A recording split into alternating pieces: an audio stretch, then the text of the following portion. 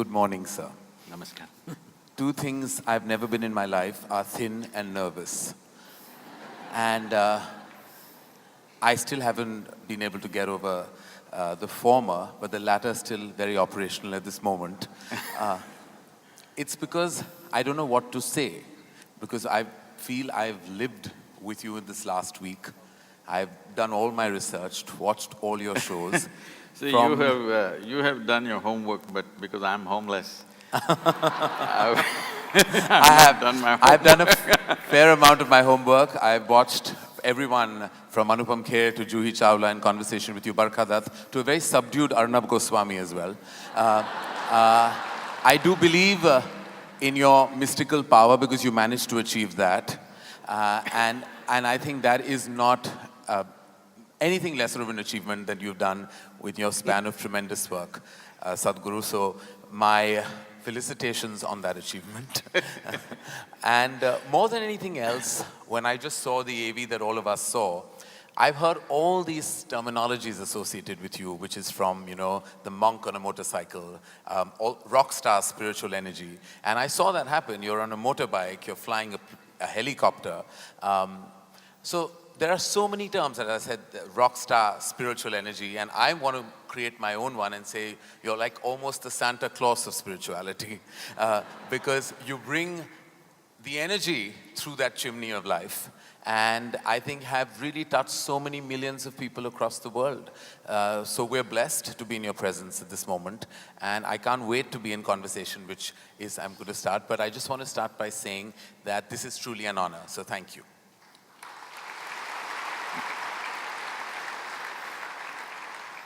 I mean, as a filmmaker, as a human being, as a member of a humanitarian community, my head is always buzzing with so many questions. And I think we bottle it down to some spiritual inquiries, some religious ones. There's always been a debate about these two terms, religion and then spirituality. There are people who feel like, I'm not religious, I'm spiritual, and I'm not quite sure they know the meaning of that. But they use it because sometimes terms are just thrown around. To those people who are at the crossroad between religion and spirituality, what is your answer to that dilemma?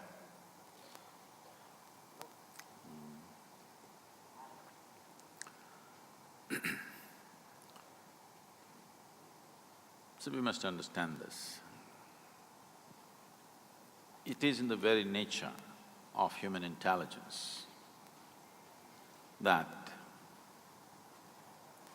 if you do not know something, if you realize you do not know something, because most people do not realize that they do not know. If you realize that you do not know, it's very natural for your intelligence to seek to know.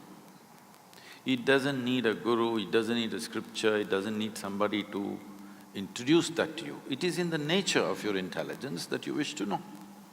There are lots of experiments to show, even mice, if you leave them in a place, within 2 minutes, they will research everything in that space, for their own reasons, of course. For survival reasons, they, inquire into everything around them to find out how the place is. Human intelligence goes beyond survival. So naturally, human intelligence seeks to know many more things which does not concern our survival. Yes, we are concerned about survival till a point, but once that's taken care of, we cannot rest. We want to know more, endlessly more. The more we realize we do not know, the more the longing to know. So this longing to know, when it finds a very intense expression in the form of seeking, we call this spiritual process. Or in other words, the basis of spirituality is a realization that I do not know. But the moment you say, I'm religious, you refer to yourself as a believer. When you say you're a believer, what you're saying is, everything that I do not know, I will make it up. How I make it up? Whose help I seek to make it up? Maybe varying from person to person, somebody makes it up with scriptural assistance, somebody makes it up with the assistance of a priest or a pandit or a guru or whatever. but you seek some authority. You kind of make a compromise in your life that instead of truth, you settle for an authority as the truth. Spiritual process means truth is the only authority for you.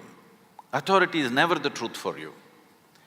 So these are two different aspects, unfortunately spoken in the same breath most of the time. So, I would say spiritual process is far closer to scientific inquiry. See, even the fly is trying to investigate me. Trust me, I'm not investigating, I'm just inquiring. No, I And did I not… wish I was the size of that fly, I did but not anyway. use the word investigation in a negative way, nothing wrong Yeah. with investigation. Yes, totally. Investigation means you want to know the truth. Right. Maybe it's done little forcefully like a fly. Right. It's coming to you now. That's all I get these days.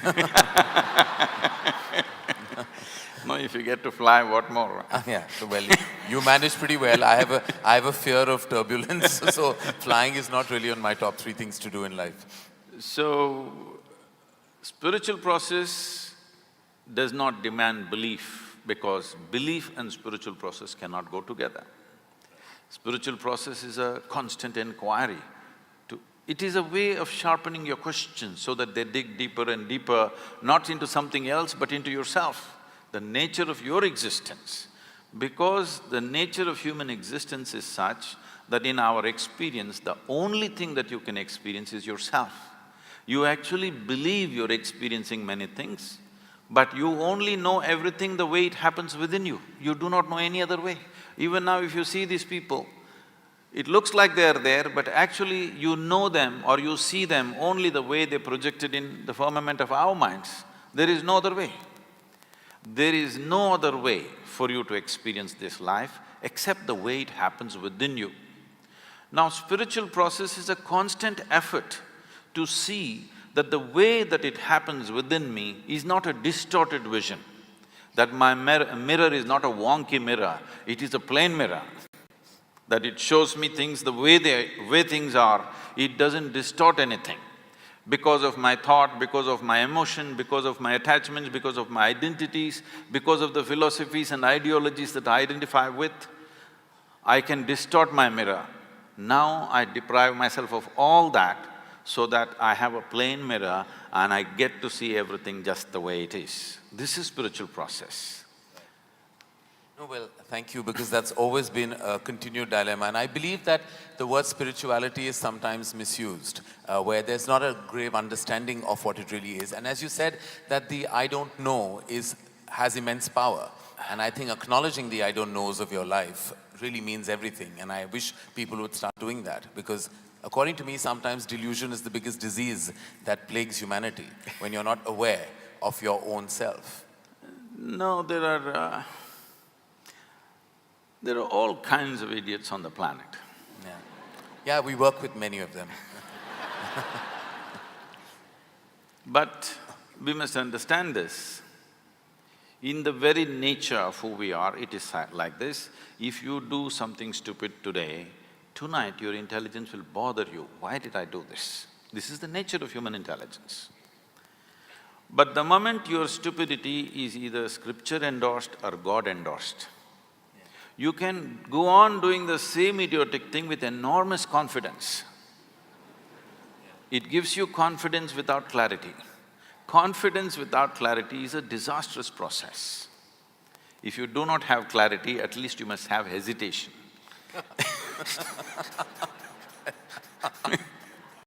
Yes, that's true.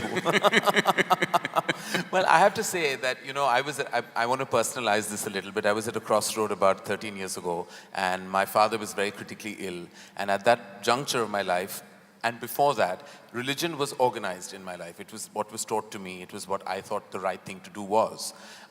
When he was in his last stage, there were things suggested to me, which were, to me now, completely ridiculous, including going to a certain temple and feeding a cow of a certain color and, and doing a certain ritual at home, and all those things that one did without even thinking.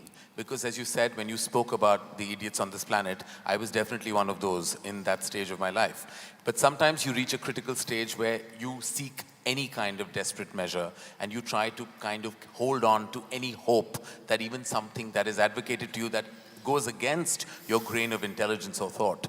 To those people, what is your advice?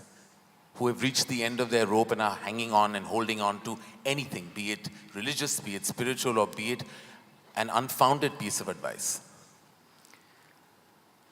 See, for all this, the fundamental basis of these kind of aspirations or actions is because people are just shit scared of life. Why is it so? It's like this. Suppose you sat on a bicycle on stand, and started simply pedaling for fun. But it came off the stand and started rolling. Anxiety, faster, fear, very fast, terror. The fundamental reason is, but someone who knows how to ride a bicycle, the faster it goes, the better it is. Right. But for someone who does not know how to ride a bicycle, the moment it moves, terror will happen. So the fundamental thing is just this, you have been given a very complex and sophisticated vehicle to pass through the process of this life, which is human mechanism. There is body, mind, emotion, energy, many dimensions to it. Essentially, this human mechanism is a very complex phenomenon. Now, you are going at it, you are trying to walk through life without understanding a thing about the vehicle that you're using. Every time it moves, there is terror. If it doesn't move, you want to die of boredom. If it moves, you're terrorized. There is no way out of it. Tell me one thing that human beings are not suffering. If they're poor, they suffer poverty. If they become rich, they suffer taxes. If they're not educated, they suffer that. You send them to school, endless suffering. They're not married, they suffer that. You get them married. Yeah, I was heading to that next. I didn't say a thing, they're the ones. Well, that's an extreme validation of the institution. So, tell me one thing that they're not suffering. So now somebody develops a philosophy, life is suffering. There are philosophies like this. Now it's not about life because you've not even touched life yet. All that you're dabbling with is right now your own thought and emotion, and it's going crazy. So you are on a bicycle that you don't know how to ride. But this is not just a simple two-wheeled bicycle, it's a complex machine. You don't know how to ride, you don't know how to manage your thought, you don't know how to manage your emotion. All these things, human experience is essentially happening from within you. Whether it's misery or joy, agony or ecstasy is happening from within you. At least what happens from within you must happen your way, isn't it? The world will not happen your way. But the problem now is, what happens within you is not happening your way. What's happening in your mind is a dream. Even your dream is not happening your way, that's the problem. The problem is not that your life is not happening your way, even your dream is not happening your way. And this is the source of their misery, but they think it's marriage, they think it's children, they think it's poverty. No. Fundamentally, it is just that you are not happening the way you want yourself to be. That's all your misery is. So, even if you want to learn to ride a bicycle, it's just a simple basic machine. It needs a certain level of attention and involvement, otherwise you can't ride a bicycle. It takes an enormous amount of intent to want to ride it. Otherwise, it's quite impossible to ride a bicycle. After you know how to ride it, you can let your hands off, you can close your eyes, all these things. Pretty much like marriage. Because like wheels are turning but going nowhere at times. No, I wouldn't like to make that statement because for many people they've gotten somewhere with marriage. Yes, we'd like to find out where, but but on another forum. When you speak about suffering, Sadhguru, it is definitely something that I believe that self-pity sometimes is like a luxury spa. It's somewhere where your comfort lies. Self-pity is I believe, the most indulgent emotion and gets you nowhere but makes you feel really good for a certain period of time. What is your take on something like self-pity? How is being pitiful a luxury? I don't understand that. It becomes, you get great solace in that emotion for a short period of time. Self-pity can be the most happy place to be at, like self-indulgences. See, there are many ways to achieve peace, happiness, well-being. This happened. Shankaran Pillai, he was a little abusive husband, verbally abusive. So he would rant at his wife, but she was always peaceful, never reacted. One day in the middle of his raging rant, he stopped and he asked, "Whatever I say, how much ever I abuse you, you are peaceful. How do you do this?" She said, "I clean the toilet." He said, "What? Cleaning the toilet, how does it make you peaceful?" She said, "I use your toothbrush."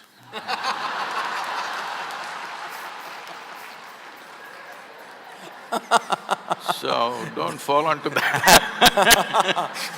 You're giving lots of people ideas. So that's not a relationship, it's a revenge story. No, you can achieve peace and solace in so many different ways, I'm saying.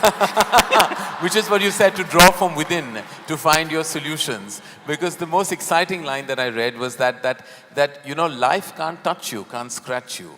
It can't harm you, you create your own energy in your own life. Life, you're in this universe, you've been brought into this world, and it's in your control what you do with it. Life has nothing against you. What you achieve and what you do is a result of your own actions, your feelings, the pleasantness that you create within yourself. Which to me was a very moving line, because it simplified a very extensive and expansive feeling of anxiety, fear, and all the turbulence that humanity goes through on a daily basis.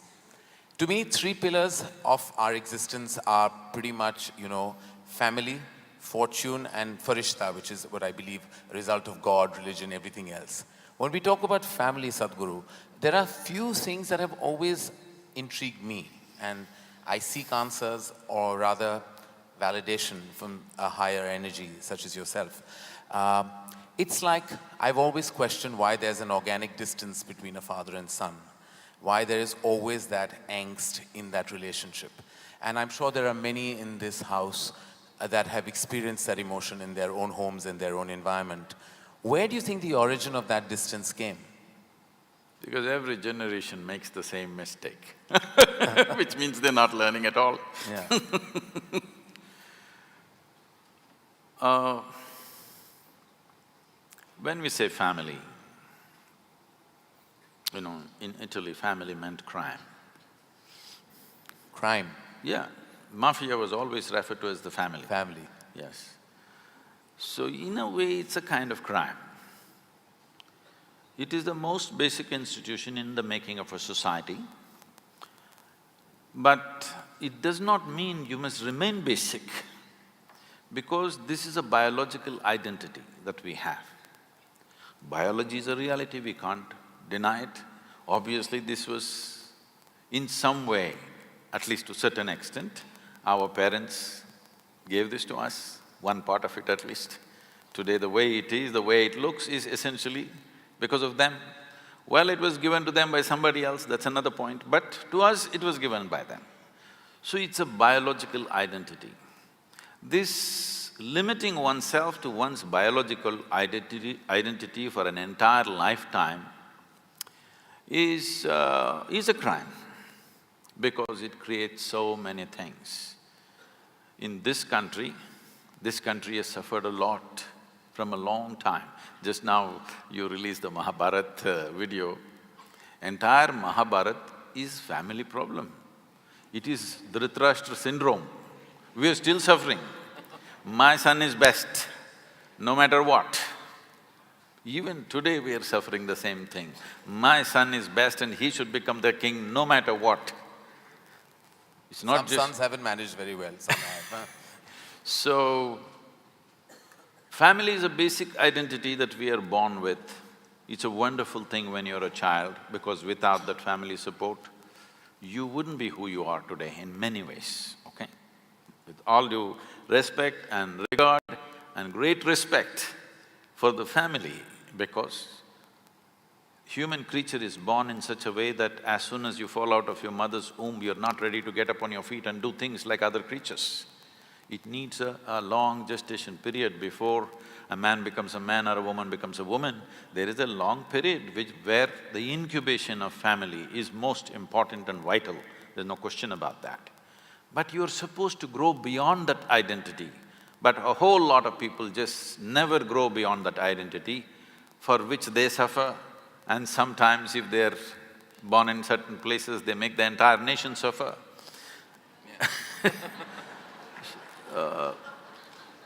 You are supposed to grow out of that. As a child, it's most vital that you're identified with the family. But as an adult, you're supposed to grow beyond your biology, because biology is the most basic identity. One has to grow beyond that. So having said that, is it necessary that every father and every son has to have some kind of angst? It is not about father and son, it is just two men being accommodated in the same home. When you were 8, 10, your father was godlike. So this problem started after you became 15, 16, when you want to be a man and there's not enough space. This big man is occupying too much space, and that man thinks, this is my space and who's this? They can't recognize each other as father and son, because now there is no father and son, there are two men in the same house and there's not enough space. This happens not just in human families. Every creature, whether it's an elephant or a buffalo or whatever, in every creature's life, this happens, that there will be some friction and either the younger one goes out or the older one goes out. This happens everywhere, because this is not a problem between father and son. This is two men trying to share the same space, and the same woman called mother to one and wife to the other. Two men.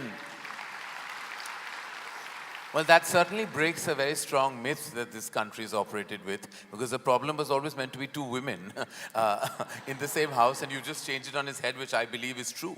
Because I believe the problem lies in the fact that two men can't be accommodated. No, it also happens between women in a different way. Yeah. But women have a way of covering their frictions in certain way. They do it in a certain way, in a feminine way. Yeah. Men will do it in more head on. Yeah. Head-butting is the man's way. Woman's way is different, she will do it differently, but the friction happens. And I feel it's always like the mother energy of the house that sometimes has to bear the brunt of this tussle in a family. It's also the other thing that, an offshoot of that thought, is that I believe very strongly that the people you love the most, you kind of tend to dump all your anxieties, your angers, your fears, your insecurities, all onto that one source that gives you the maximum love, and the one that you love the most. Why is it that we as a human race tend to do that? Tend to lumber all our negative emotions on our most positive light source? No, because if you try to dump it on someone on the street, they'll smash you up. Yeah. So You're choosing a safe place. But is that always fair? First of all, it's not fair for you to carry anxieties and angst and angers and problems within you, because, see, if I try to torture you, you have some defense against me. Either you will fight me, or you will run away, or you will do something, you have some kind of defense.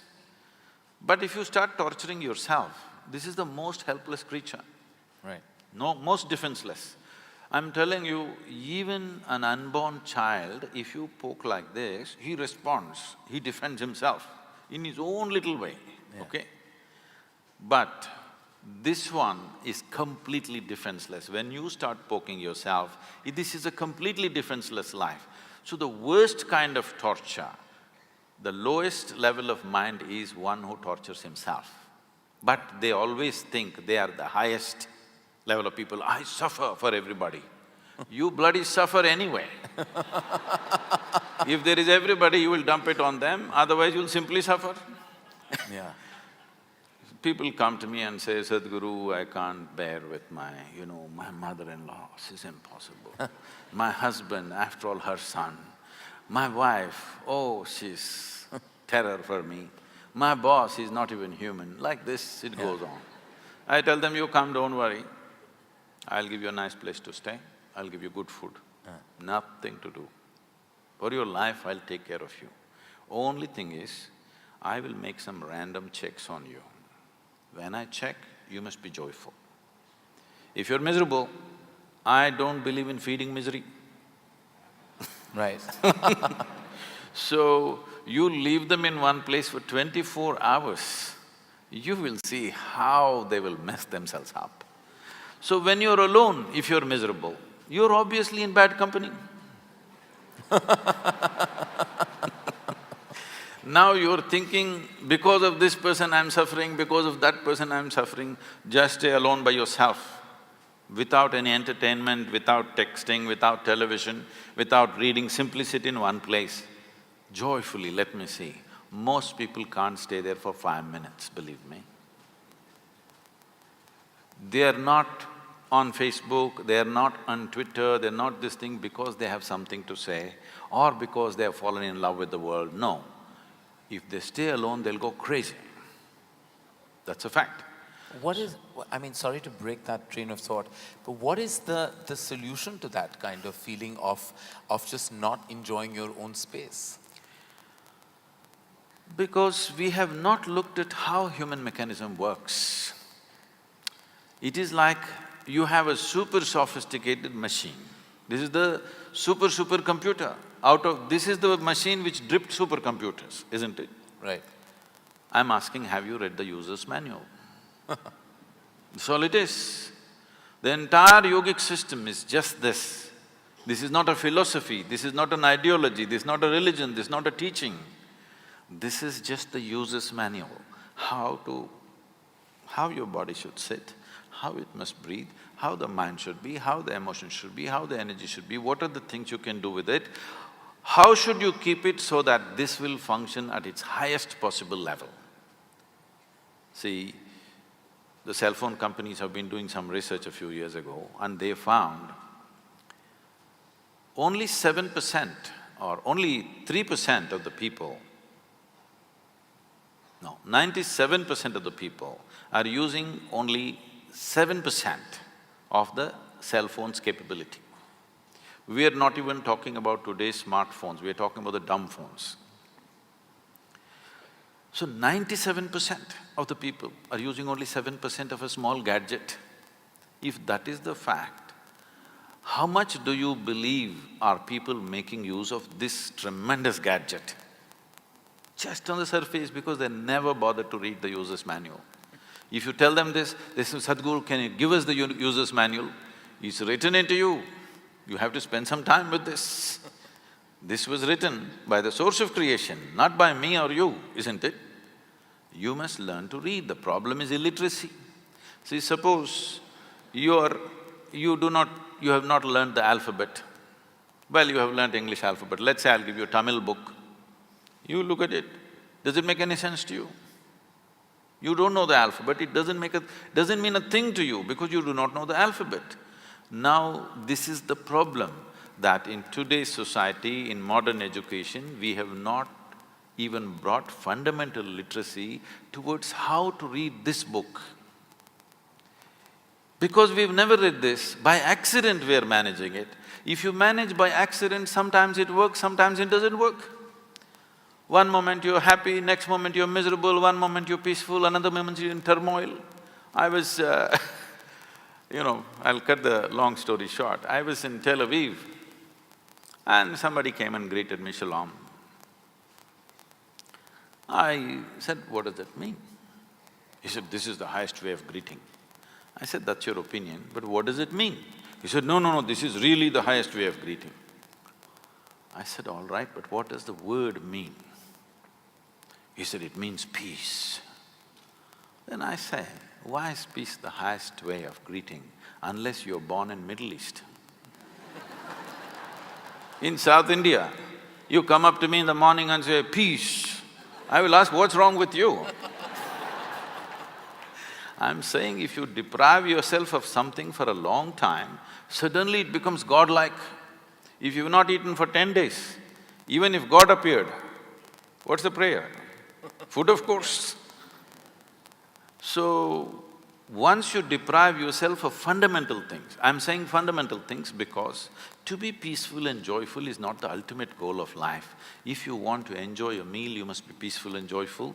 If you want to enjoy a friend, you must be peaceful and joyful. If you want to enjoy a walk on the street, you must be peaceful and joyful. If you want to enjoy simple things that you do in your life, you must be at least peaceful and joyful, if not ecstatic. So it is a most fundamental requirement. This is not happening. People are saying this is the ultimate goal of life. Even so-called spiritual leaders are saying peace is the ultimate goal of life. Such people will only rest in peace.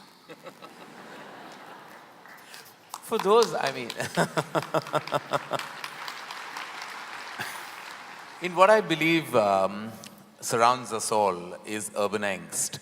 I think that seems to be terminology that comes out of, mental health solutions, etc. And that seems to be rampant in many parts of the world now, including now slowly penetrating even in India, when people deal with mental health issues like depression and anxiety, and those kind of which seek certain chemical imbalance issues that are told to them. They're making you look very pretty on the screen. How do they do that? They're not doing that to me, huh?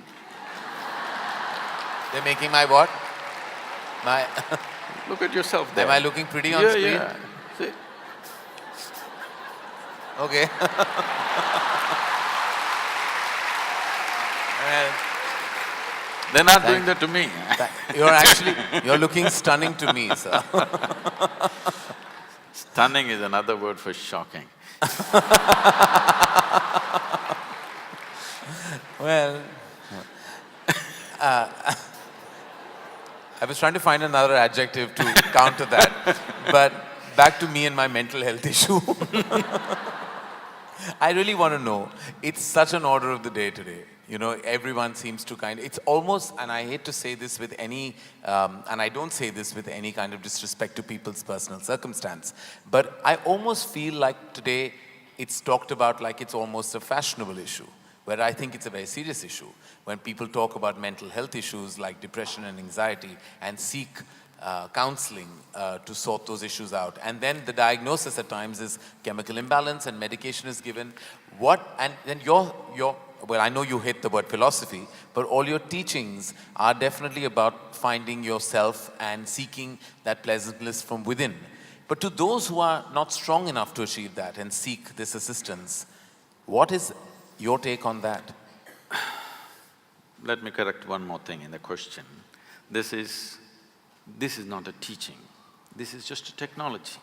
I'm just giving some people simple methods with which they can work. If people are coming for a teaching, they're frustrated with me because every time they come, they leave more confused than ever before. If they're more confused, in a way my job is done. Because my entire work is to get them out of silly conclusions that they've made about life. And confusion means you're still looking, you have an active intelligence. Conclusion means, what is the conclusion of your life? Hello? What is the conclusion of your life? You don't know, let me reveal the suspense to you. Though as a filmmaker, he won't tell you till the end. I will reveal it to you. Sometimes we don't even know what happens after that, so many of us are confused souls when we make movies. So, the conclusion of your life is you'll be dead. You think something else is going to happen to you? You'll be just dead, that's all is a conclusion. So every time you make a conclusion, in some way you die, you need to understand this. You kill something of yourself every time you make a conclusion. This is you in a state of committing suicide in installments.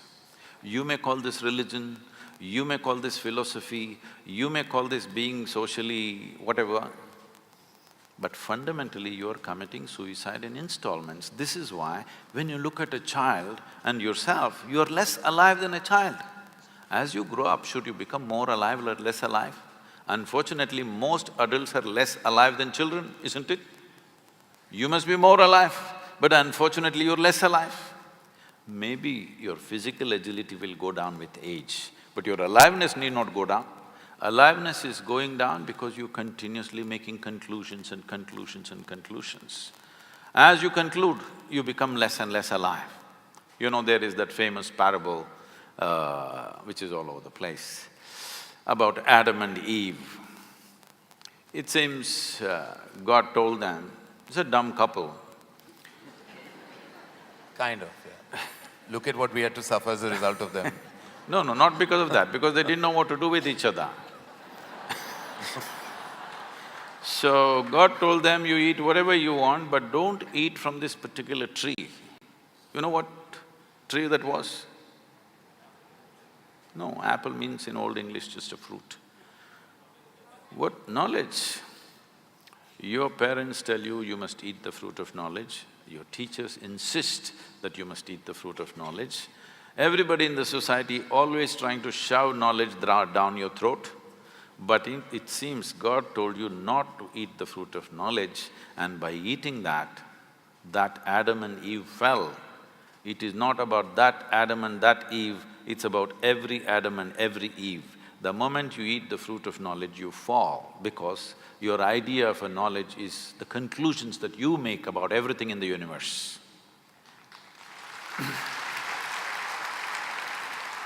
So this mental illness, which is becoming pandemic, they're telling me, I don't know how far the statistics are right, they're telling me over 40 people, particularly women in America, over 40 years of age, nearly 52% of them are on some kind of antidepressants. 52% is not a joke. 52% is not a joke. It means entire humanity is becoming sick. We must look at it why. Fundamentally, because you are banking on a few things for a long time for your mental stability and emotional stability, all these things are taken away. One thing is, as you mentioned, the crime that we call as family. It gave us the support. No matter what happened, there was somebody always for you. Others are with you when you do the right things. If you do the wrong thing, they'll distance themselves. There was one bunch of people who was like for the circus that you do, they were the net. Whichever way you fall, there's somebody to hold you for some moments. But that net is gone. Now when you fall, you fall. Because of that, people are cracking up. So if you want to remove… You see, in this culture, there was a time in the tradition where 30% of India's population were monks. That means consciously they went beyond family. Consciously they chose to live without family, to live without support, to live without a home. Homelessness not out of deprivation, but by choice. Nobody ever had a depression because they transcended the need for the net. You learnt your trapeze bar act really well. Now you can do it without the net. You are not good at it, you better have a net, isn't it? Otherwise your head will crack. Right now that's all that's happening. The traditional support system that we had, we're taking it off. When we talked about religion, with all due respect, we must acknowledge this. Today people are trying to go to psychiatrists. India doesn't have enough psychiatrists for 1 billion people, believe me. No country has. And above all, they're very inefficient because they can take only one client at a time and they need a lot of furniture like this. It's very inefficient. Religion handled human psychological balance effortlessly. God is with you, don't worry. It settled a whole lot of people. Do not underestimate the value of that. It is very inexpensive mass psychiatry where people… No, I'm not… this is not a joke. When you're mentally ill, it's not a joke. It's the most painful thing. If you get physical ailments, you will get everybody's compassion. When you get mental ailment, you'll get laughter. unfortunately, because you don't know when somebody is sick and when somebody is being stupid. You can't make out. This is the biggest problem for those families who have somebody in the family who's mentally disturbed. You don't know when they're making it up, when they're really suffering, you can't make out. There is no perfect way. There is no science anywhere to tell you exactly when, because human beings can make up every kind of thing. You're an actor, you know. I don't know, you're an actor or… I do most things, yeah. Okay. I mean, we act even in our day-to-day existence, all of us. No, that do. is fine, but are you actor, just director? No, I tried, I failed. Okay. So, all right, you're a bad actor. Yeah. But I'm an actor nonetheless. But at least you make other people act. Yes. So, in a cinema or a drama, you can act something and make it really real to a point where these 10,000 people will sit and experience like it's real. So, when a mentally ill person is in your home, you don't know whether he's acting it up or it's real. Sometimes it's real, sometimes he's playing with it. You can't make out. You don't know when to be compassionate, when to be hard on him. This is the biggest problem. For people who have mentally ill people within their homes, this is the huge problem because there is no perfect way of making a judgment. And it is not joke. See, human sanity is a very fragile thing. The line between sanity and insanity is so thin. If you push it every day, you will cross it. See, when you get angry, what do you say? What's the expression? I'm mad with you, or I'm mad right now. So you're enjoying that little bit of madness. You crossed the line and it felt like it's some kind of a freedom and power. But one day when you cannot cross back, that is when suffering begins. And suffering means, it's not like physical pain, it's immense suffering. I've been around people who've been mentally ill, trying to help them. Nobody should have it, but unfortunately it's becoming an epidemic in the world that mental illnesses are growing like never before because all the supports they had, we are pulling it out without replacing it. If people become so conscious and so capable within themselves, you pull all the supports, everything will be fine. But without giving that competence, you just pull the supports, people will crack. In the Western societies, it's happening large scale. We are not going to be far behind, especially the urban societies in India will move in this direction because once again, in many ways, urban India is more West than West. There are more people in denims here than in America. Well, no, thank you for that, because I know it is definitely a crisis that plagues us, and some, as I said, seek help. Some who are helped, I mean, I'm happy for them, and I'm sure grateful for resources that are available. And those that find pleasantness within themselves, I think that truly is a glorious solution to their issues. So when we say pleasantness, human pleasantness can be looked at in many different ways. One simple way of looking at it, because medical science is looking at it that way, I don't see it that way, but that's a consequence for me, is every human experience has a chemical basis to it. What you call as peace, joy, love, turmoil, tranquility, agony, ecstasy, everything has a chemical balance, chemical basis to it. Even health and ill health has a chemical basis to it. Today, entire pharmacology is just about trying to manage your health by using chemicals. Today a doctor's job or a physician's job is, it's an orchestra of chemistry that he's trying to manage. Put this pill, something more happened, put that pill, then something less happened, then do this, do that.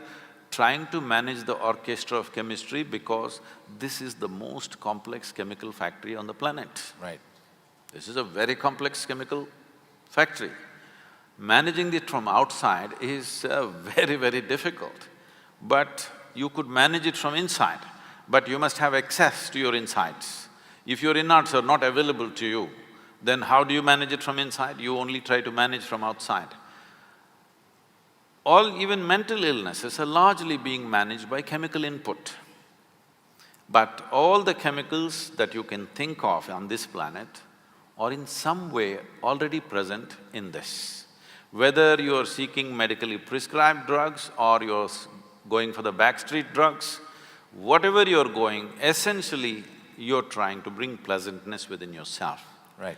Because health means one level of pleasantness. If body becomes pleasant, we call this health. If it becomes very pleasant, we call this pleasure. If your mind becomes pleasant, we call this peace. If it becomes very pleasant, we call this joy. If your emotions become pleasant, you call this love. If it becomes very pleasant, we call it compassion. If your very energies become pleasant, we call this bliss. If it becomes very pleasant, we call it ecstasy.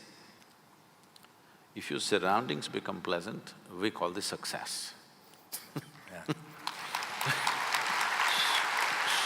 So, we are trying to manage pleasantness by putting chemicals.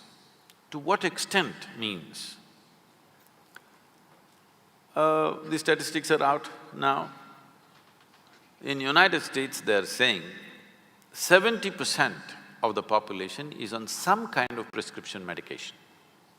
The most affluent country, where there is an enormous choice of nourishment and lifestyles, here 70% are on prescription medication. So you're trying to manage your sanity and your health by putting chemicals from outside. But there is no doubt in anybody's mind today that this is the greatest chemical factory, but right now ill-managed. Essentially, you're a lousy CEO. That is true. That is true. What is always, Sadhguru has also left me in wonderment at times about the usage of two words, which I'm going to say to you right now. Terminology sometimes has a tendency of making you even receive an emotion from within. Two words being ego and self-respect. Now, these are two pillars of what we believe self-confidence, which is unfounded, I believe. Ego. Hey, who put a cow next to me? Sorry? Who put a cow next to me? Put a… well, topical at least. It's part of the decor. Because everywhere I go, people have been asking me questions about Gaurakshak. Yeah. Now they put a cow next to Yeah. me. Well, I was planning not to go down that path, but now then since you brought it up, no, not going there. As I was saying about ego and self-respect, like we always say, like my belief has always been that maintain your self-respect, keep that. Your ego can be flexible because it should be convenient. Because I believe like your ego should be a function of your convenience. How true is that? Or maybe both are unfounded? This ego should be a function of your convenience is perfect, but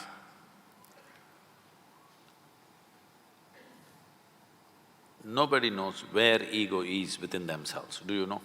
No. Nobody knows. It arises at will, I think. No. Ego is a fall guy. When you do the good things, of course it's you who did it. Yeah. When you do nasty things, oh, it was my ego. Yeah. He's a fall guy. Yeah. He comes up whenever something goes wrong. Yeah. Whenever you're seen in a bad light, it was my ego, it's not me. Yeah. So, people have created a whole lot of jargon like this, my ego, myself, my consciousness, my superconsciousness, many things. First, everybody must decide, within this body of yours, how many people are residing, you must tell me. If there is anything more than one, it means either you are schizophrenic or you're possessed. You need either a psychiatrist or an exorcist. So, you are an individual. An individual means not further divisible, indivisible. This is why you're an individual. That means there is only one. This is the healthiest state to be, that you understand there's only you here, nobody else but you. If you realize this, then you will function completely differently. But you start playing this game, whenever you are in difficulty, you say it was my ego, whenever something else happens, you say it's myself, another time you say my lower self, higher self, all kinds of stuff. Many identities within you. See, this is the nature of a criminal, alias, you know? Yeah. So, it's a crime that you started. Whether you will be caught in the web of that or you will manage doing… See, if you do minimal amount of crime, you may manage. Only when you really get into it, then you may get into the web. Otherwise, many people commit small-time crime and then become very respectable in the society. So if you do little crime of ego business, self-business, all this, and then become normal, you're okay. But if you play too much, you will become mentally ill, because if there is more than one in this, you will become sick. There you are an individual, you are just one. Now it's very easy to transform this. You can't transform a crowd of people. Right. You can only transform individual people. And if you take away this fall guy, one fundamental thing you have to do with yourself is to see that no matter what happens in my life, if pleasant things happen, unpleasant things happen, whether I'm joyful or miserable, I'm successful or a failure, you know it's just you and you alone. Otherwise, when things happen well, me, when things don't happen well… So you say we always tend to blame ourselves into various paths and then for divine forces as well. It's convenient, it's very convenient. But this self-respect, no, you should have no self-respect. Others… respect is from another person. I respect myself, what is this rubbish?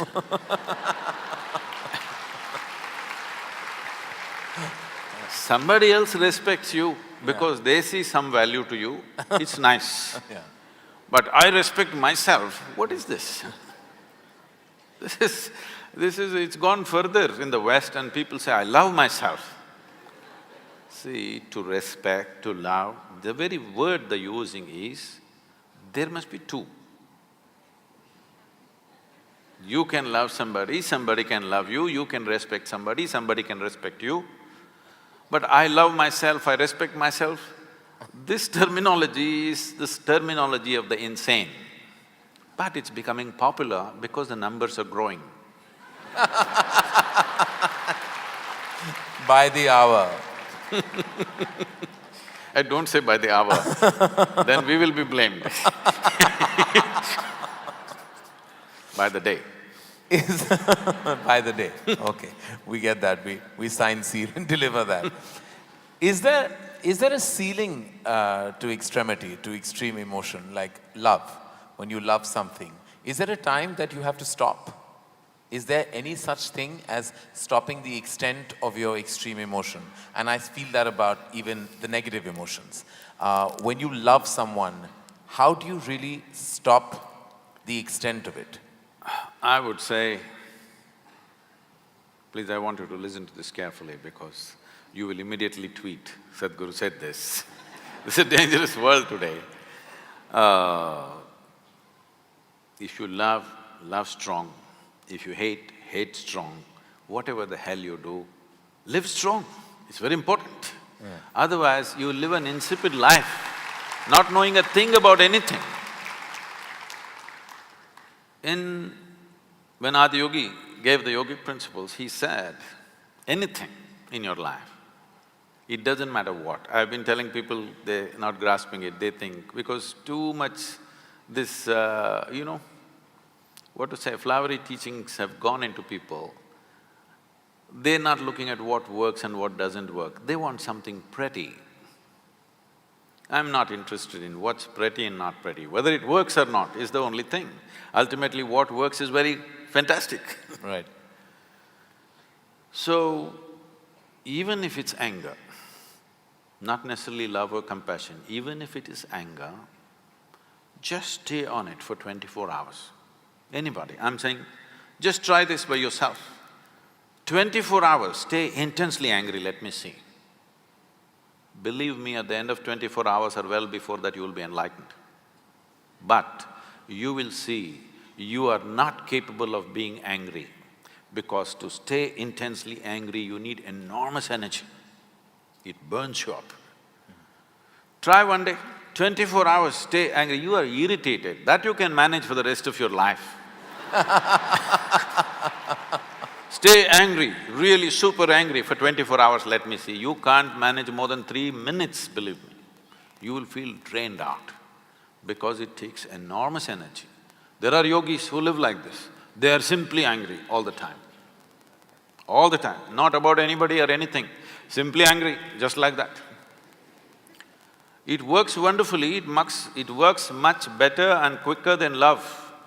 Only thing is, with that kind of practice within you, with that kind of emotion within you, you can't live in social atmospheres. You will have to withdraw to a mountain cave and simply be angry about nothing, just like that. If you want to live in social atmospheres, you need to be in a pleasant state of emotion, otherwise you will get into constant mess. So should I stop myself somewhere? What you're asking is, should I be constipated about my love? At least in love, know some sense of abandon, that there is no brakes on it.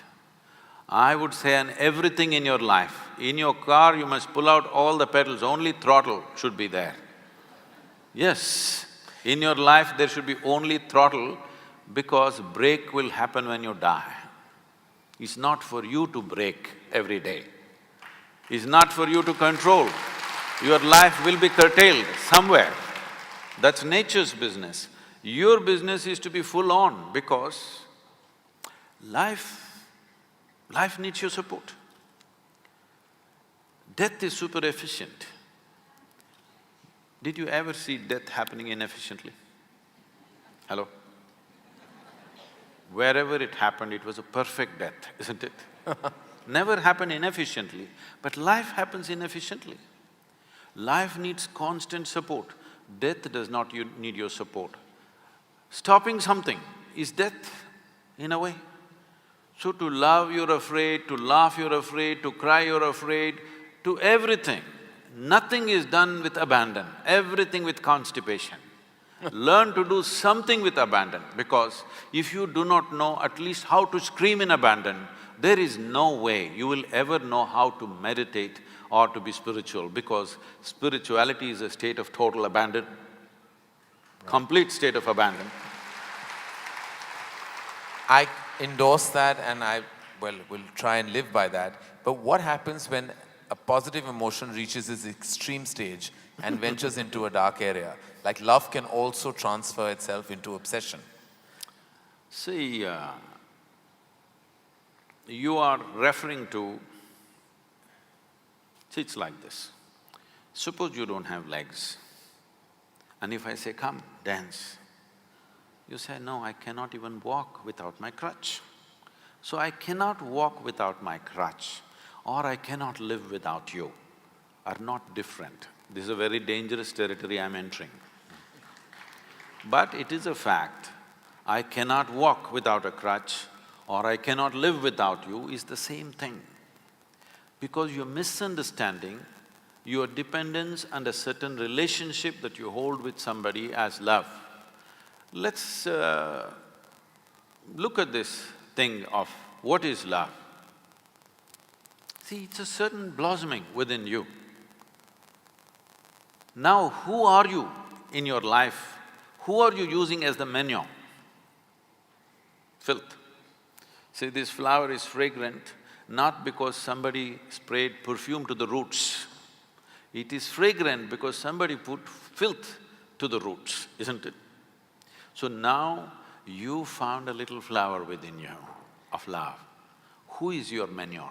Who is your filth? Now this is a dangerous territory for me to enter, with you also. But this is exactly what we are doing.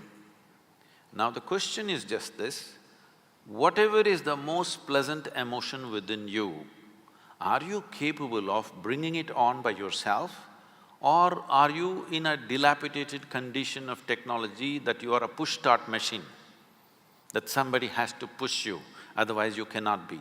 Your joy, your love, your peace, your ecstasy must be your making, isn't it? Right. So now your love will become about sharing your joy, not squeezing joy out of somebody. Right now, most people's joy, most people's idea of a love affair is more like a mutual benefit scheme. You give me this, I'll give you that. You can't live without me, I can't live without you. They will make sure that the other person also becomes invalid and cannot live without me. Yes, this is a very huge problem in the human societies. Love is not happening as a flowering. It is something that we are trying to suck out of somebody. Love is not about somebody. I want you to know this. Maybe because you're a film personality, maybe you said you're not an actor, but there are many actors who are loved by people. People are drooling with ecstasy, simply looking at them. But the problem is they've never seen them. They've only seen that play of light and sound. They've never seen them, but they love them.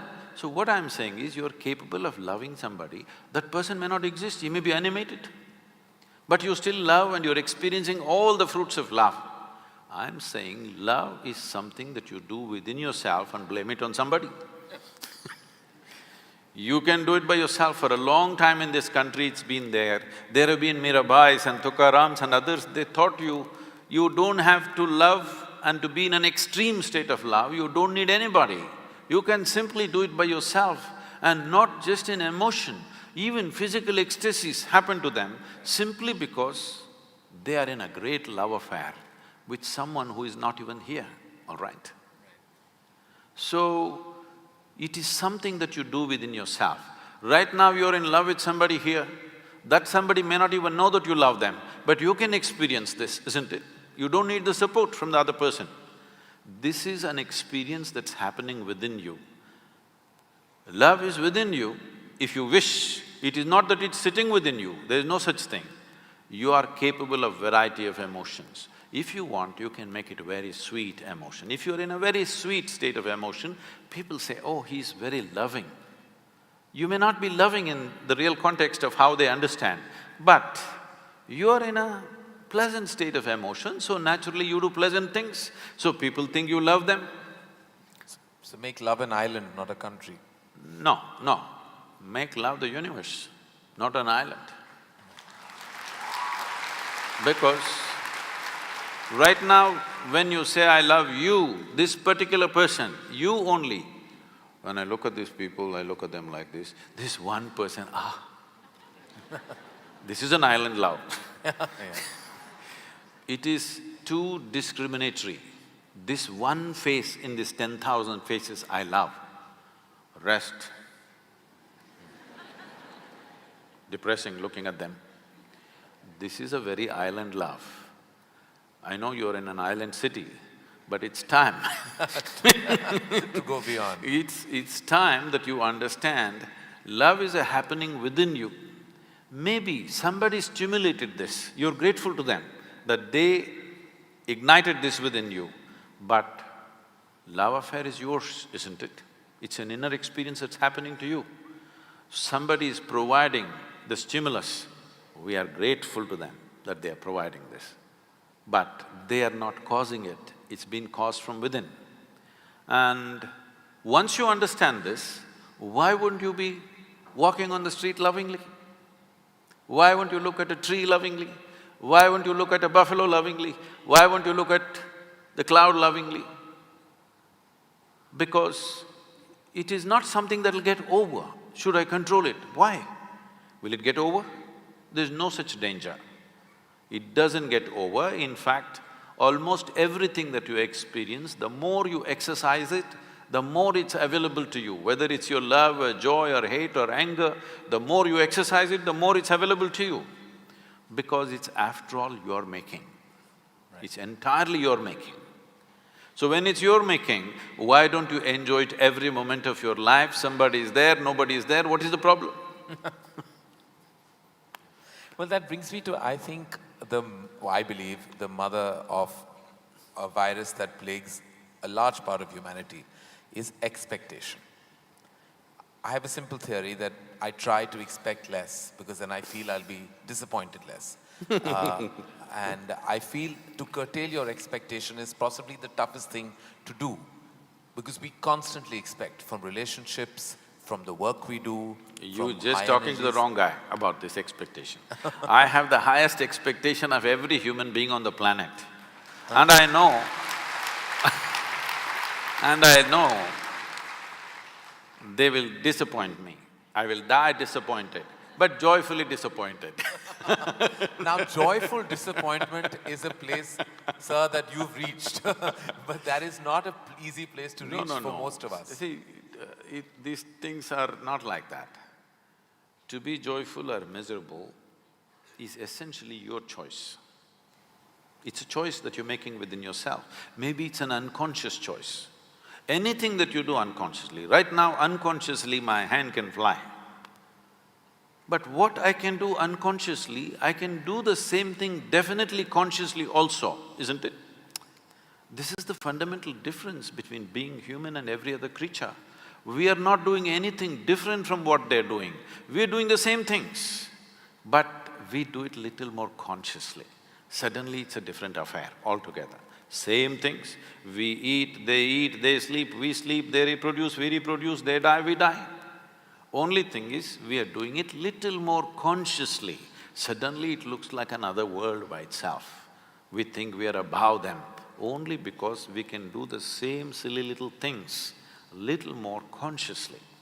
So, if I can move my hand unconsciously, I can also move it consciously. If I can become joyful unconsciously, I can also become joyful consciously. If I am joyful because of my choice, suppose disappointments are thrown at me, I will be joyfully disappointed. And my expectations of people are very, very high. I have an impossible expectation, so I know I will die joyfully, blissfully disappointed because I know the nature of the world very well. I'm not somebody who lives in fancy la-la land. So, abundant love and no curtail on expectation. Oh, see, love is not a quantity, it's a quality. It is not that if you do certain amount of things you're loving, there's no such thing. You can sit here, eyes closed, not look at anybody and still be loving because it's essentially pleasantness of your emotion. How pleasant? I'm asking, is there any need to curtail pleasantness within you?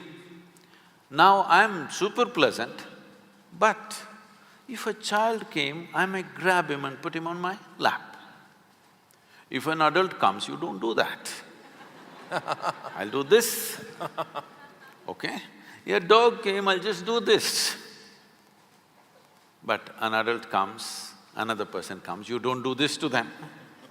I'm saying your expression will change from person to person, from relationship to relationship, what kind of intimacy and what kind of closeness you have with people. But does it mean to say that you should not do this with as much love as you hug somebody or kiss somebody? Should you not? Should you not do namaskaram with as much love as you hugged your child? Why not, I'm asking? Because there is no… See this, I'm trying to demolish the word abundance because when you say abundance, there is also scarcity. There is no such thing. It is neither abundant nor scarce. If you're willing, it's on, if you're not willing, it's off, that's all. As simple as that.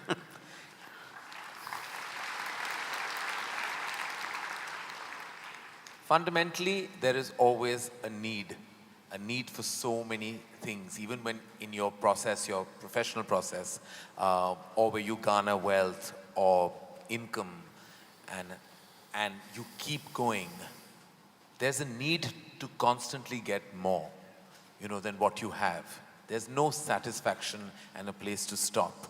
Is there an end to need? No, there should not be an end. It is just that now that you're asking this question, in some way you have realized that at every point of your life you thought, this is it, if this one thing happens, I'm fulfilled. But the very next day you realize this is not it, there's one more thing and one more thing, and you know that after 10 years still the same state will continue. So this means you're ready for yoga. This means you have understood that your longing is not for more, your longing is for all. Your longing to expand is not just for more, it is for all. Or in other words, your longing is in some way for infinite expansion.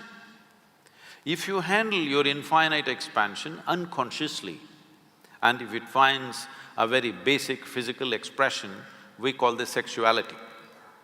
What you're trying to do is, something that is not you, with physical contact, you're trying to make it a part of yourself. You know it doesn't work. If you try emotionally, we call this love. Emotionally, you're trying to include something which is not you as a part of yourself. This is your love affair. If you do it mentally, this gets labeled as greed, ambition, conquest, or simply shopping. If you do it consciously, then we call this yoga. Yoga means union. You're longing to expand infinitely, but because of little constipation in the head, you are going in installments. Can you go in installments and become infinite, I'm asking? Is it possible? Can you count 1, 2, 3, 4 and one day say infinity? No, you will only become endless counting. So your longing is not for this much or that much, your longing is for everything. If you want everything, you must understand that you cannot do that physically. It can only happen in a dimension beyond physical, because physicality exists only because of defined boundaries. But there is something within you which doesn't like this boundary, which wants to stretch the boundary, stretch the boundary, stretch the boundary. You're looking for boundlessness, but you're not courageous enough or conscious enough to admit this. You want to go in installments. No, what you're looking is for boundlessness. If you want boundlessness, it can never ever happen through physical means. So once it doesn't happen through physical means, now you use the most corrupted word called spiritual. Spiritual does not mean looking up, looking down, going here, going there. It simply means your experience of life transcended the limitations of being just physical, because everything that's physical about you is an acquired quantity, isn't it? This is just a piece of this planet. What is up here is just a heap of impressions that you've gathered. So what you have acquired can be yours, can never be you. So this longing to have more money, more property, more pleasure, more something is not about those things. You are trying to find a dimension beyond physical nature, but because of constipation, it's not happening. Well, I'm gonna take the liberty, Sadhguru, to do what I normally do on my television show, which is a rapid fire round. Normally the end of this round… When I was young, I watched a lot of, Wild West movies. Right. So when you fire, I also fire, all right? No, but no, I promise you, this is not that kind of… you're not in my line of fire at all. I will not take the liberty of being that person. These are just quick questions which when I ask for one word, you have to stick to that. Because sometimes you have a tendency of not exactly answering the question asked. But you give such a profound and prolific retort back that it makes you very satiated. But in this case, my only request is that if it's one word, then it's just one word. Okay. And the end of this, normally, you get a hamper, but in the absence of a hamper here, you already have something, right? Yes. So, or this beautiful bouquet that is right next to you. But so there's no hamper, but you will get my utmost gratitude. Thank you. All right, very simply, what is the one thing that is essential to living a balanced life? Sense.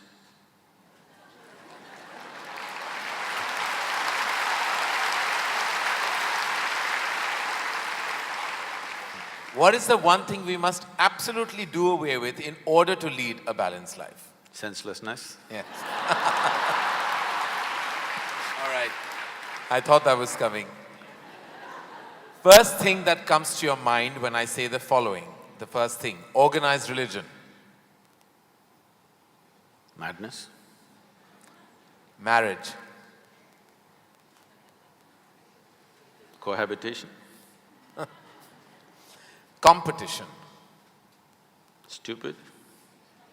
Money. Useful. Love.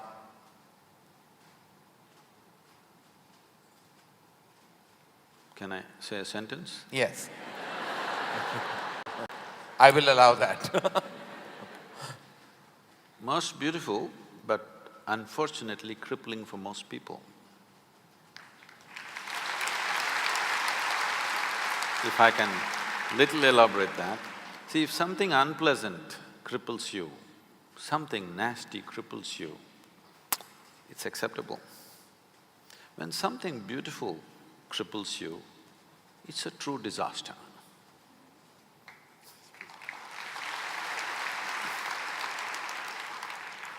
If you could ask one person, alive or dead, one question, who would you ask and what would that be?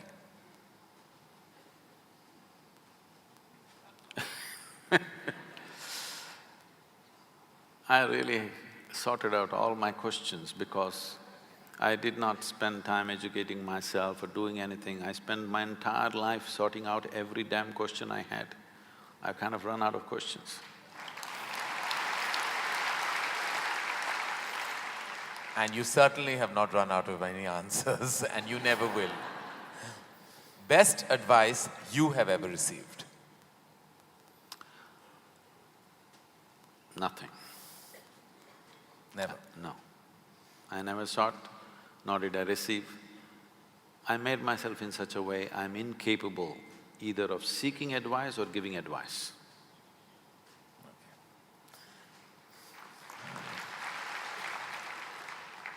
In an imaginary, completely hypothetical situation, if you had a day off with no commitments, no responsibilities, what would you spend the day doing? Oh, there are a lot of things, this can't be one word. No, it's not one word. See, I have an indiscriminate sense of passion towards everything.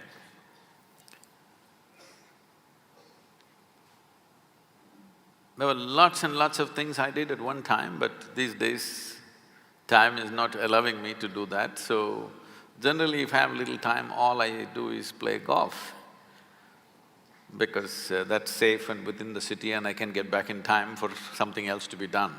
But if an entire day is left to me, which they've not done for a long time, they've not left it to me. If that happens, I will close my eyes and sit because that is the best, I am at my best when I truly have nothing to do.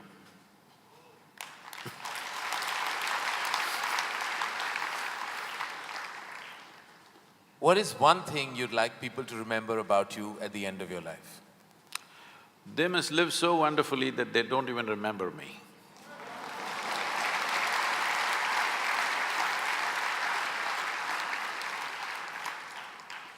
If you found a way to travel through time, where would you go?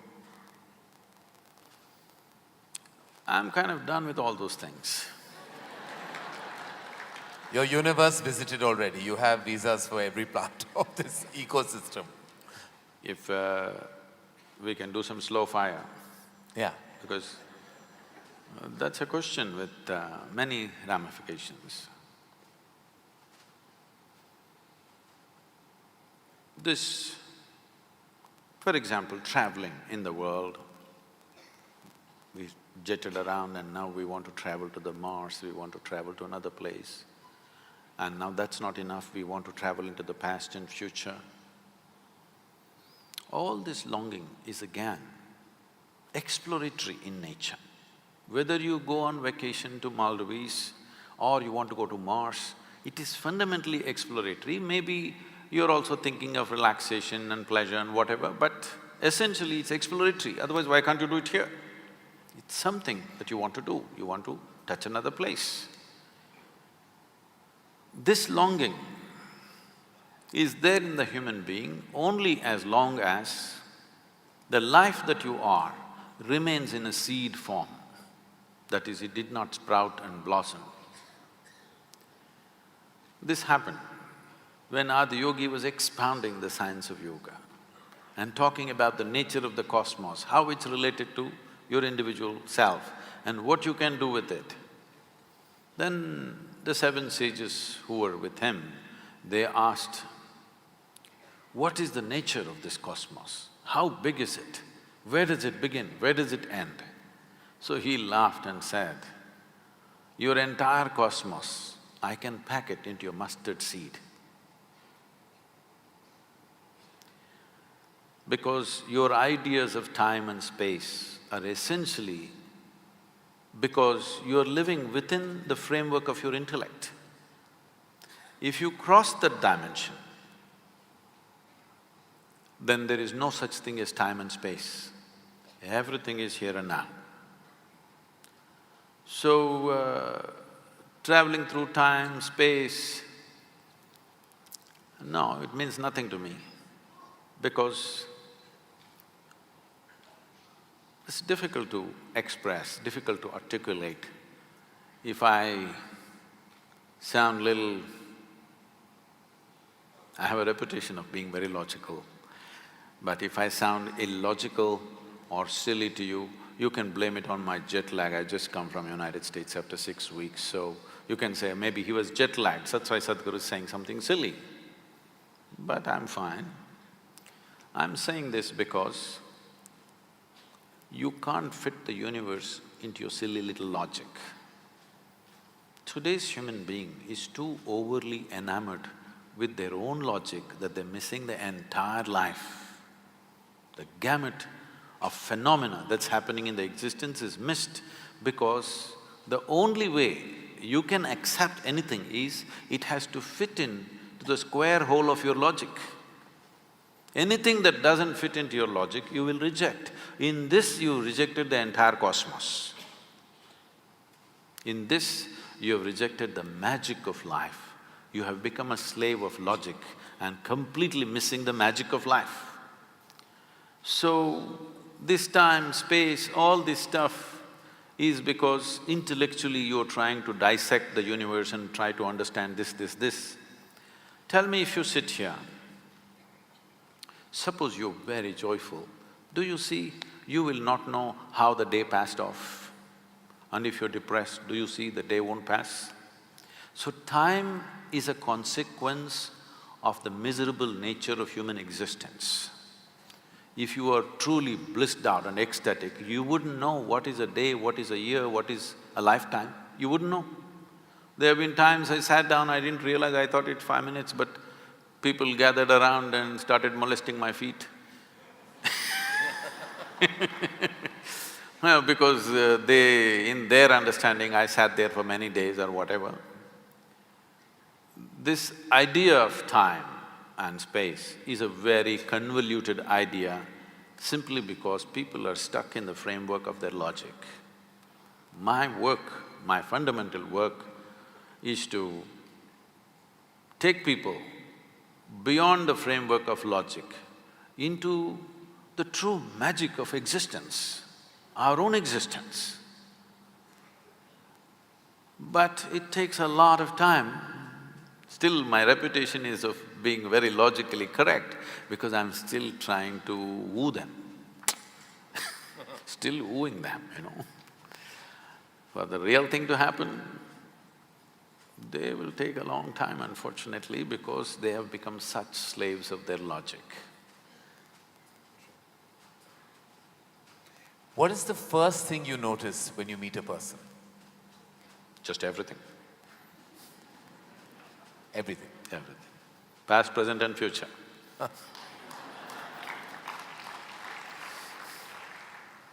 Is it more important to do what you love or love what you're doing? One word or more? The choice is entirely yours. See, if you're an intelligent person, you will try to do what you love most. But if you're a genius, you will do just what is needed.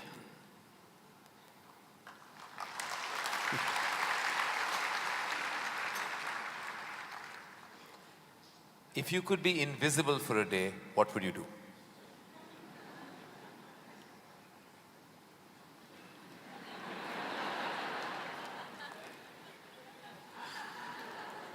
You wouldn't know?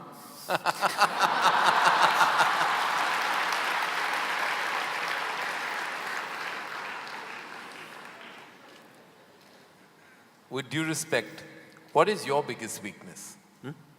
Biggest? What is your biggest weakness? See, what normally people treat as weakness in their lives.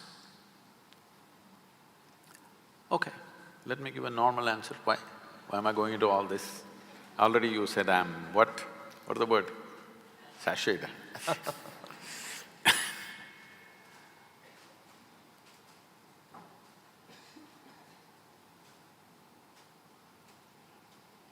My biggest weakness is, I love danger. Without danger, I cannot live. I need to do something which keeps me on the edge of being mortal, being alive and dead. I want to walk that line all the time. Every day I'm stepping on it one way or the other. Is it a weakness? I don't think so, but people think, Sadhguru, you shouldn't risk your life like this. But if there's no risk, I feel I'm not being… because most of the time in my life, for whatever I'm doing, I don't feel tested. It's only in moments of danger that I feel little tested. So my weakness is, I like to be stretched, you know. For all the time when I was riding across India and later on I started driving, my only wish was that to find a machine which will test my skills. Always found the damn things broke down if I took it to my limits. These days recently, I'm beginning to get to do a few machines which are testing me, whether I can push it all the way or not. Maybe that's because of my age. No. If I had met them much younger, I think I would You would have managed to work around them. One thing the world doesn't know about you. They don't know a thing about me.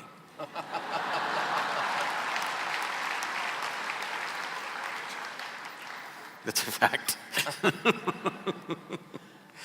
And the one thing you wish you could change about yourself. Oh, I never looked at that. I could speak Hindi. No, I'm sorry, Marathi.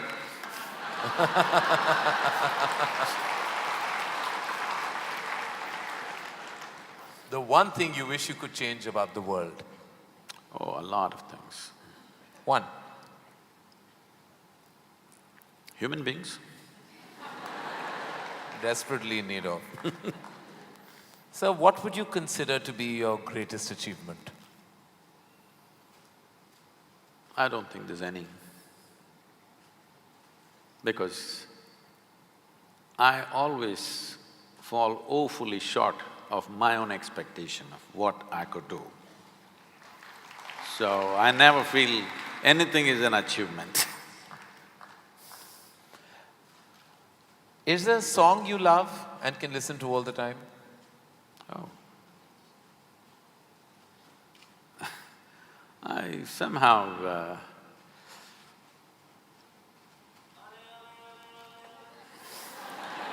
now probably because this came to me at a certain time when I was in my early teens maybe, So this one song kind of comes back to me more often than anything else. It's not that I even seek it, but somehow one way or the other this song keeps coming back to me. Is how many times… Okay. I know you haven't seen any of my films, but do you have a favorite film? Oh, I've seen many good movies. At one time I saw a lot of them. I've not seen much of Indian cinema, but I saw a lot of, English cinema. But one movie that I thoroughly enjoyed at that time, because on that day the way things happened, many life situations fell together and everything, was Roman Holiday. Oh, well, I have to say that that's the first film I've ever seen in my life. My mother took me to the cinema. Here we are. It is true. Roman Holiday is the first film I ever saw. It was my introduction to the big screen. I'm glad I have something in common with you. That image of Audrey and Gregory Peck is somehow just stayed with me. Wonderful. It was probably my age. Yeah. It must have been. Something you enjoy doing and wish you had more time for? I wish I had more time, because I made myself like this, that there is nothing that I enjoy or do not enjoy. I make sure I enjoy everything that I do, including simply sitting quietly or talking to somebody or doing whatever, because my activity is not limited to one area, so many things. If you did not enjoy everything that you do and do not do, you will go insane trying to manage so many things. But I will not go insane, because I enjoy being alive. Activities, anything is okay. Everything I do, I enjoy. Small things, big things, every kind of thing. Most profound things and silly things, I enjoy thoroughly. Should us all. Lastly, in a biopic made on you, who would play you? But who would make a biopic first of all? No, there would be lots of interested people. Maybe you should animate. I don't think you would want that. Well, that is the end of the rapid fire, and you totally deserve the hamper that doesn't exist on this platform. But it's a virtual hamper that I've given to you with my love, gratitude, and deepest amount of respect. Thank you.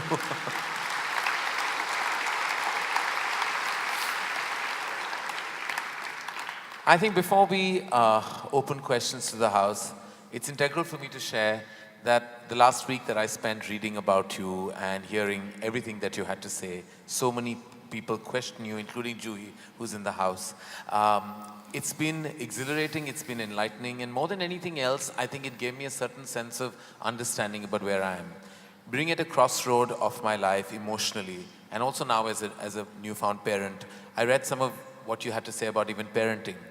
To me, it was extremely enlightening to read that not to nurture the do's and don'ts so strongly on your child.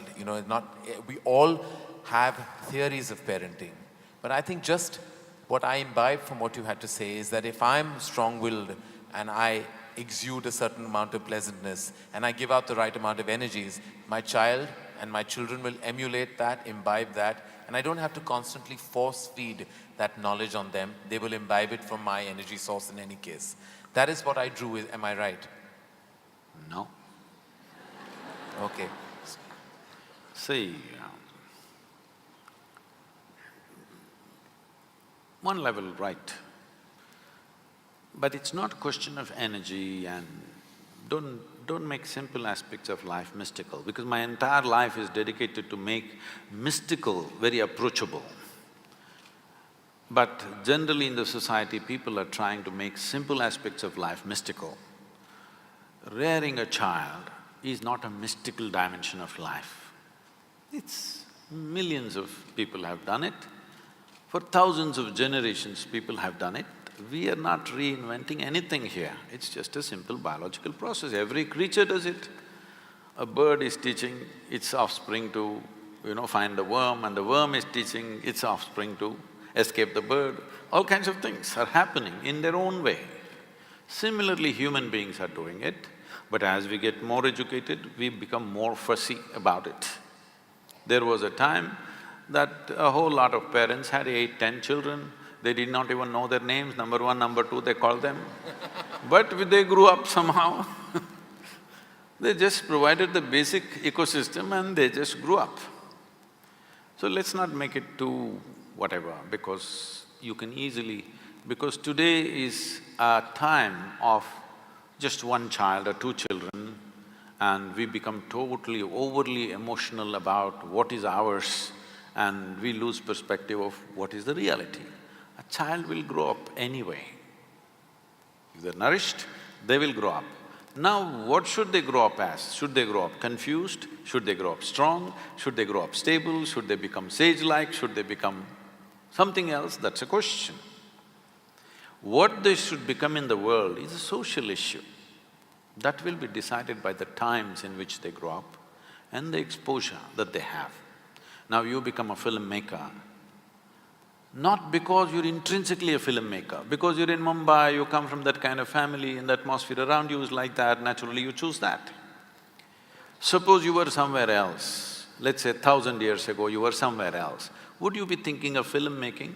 No, you would be thinking something else. So what we do in our lives is just a circumstantial thing. Let's not read too much into it. The question is, when we have children, how complete and joyful and wonderful are they? Because every life is aspiring not to do this or that. Every life is aspiring only to become a full-fledged life, that's all. Whether it's a worm, insect or plant or tree, they're only aspiring to become a full-fledged life. There is no other aspiration in life, including ourselves. Only problem with the human being is, we know what is a full-fledged worm, we know what is a full-fledged mango tree, but we don't know what is a full-fledged human being. This is the only problem. My work is just this, to make people perceive, not understand. You must understand the difference or the distinction between perceiving, experiencing and understanding. Not understand, but perceive and experience what it means to be a full-fledged human being. And that's all that must happen to your children and every other children, every other child on the planet. What should happen? They must become full-fledged life, that's all. For this, they need an ecosystem and nourishment, not teaching from another time, because you belong to another time, you're past.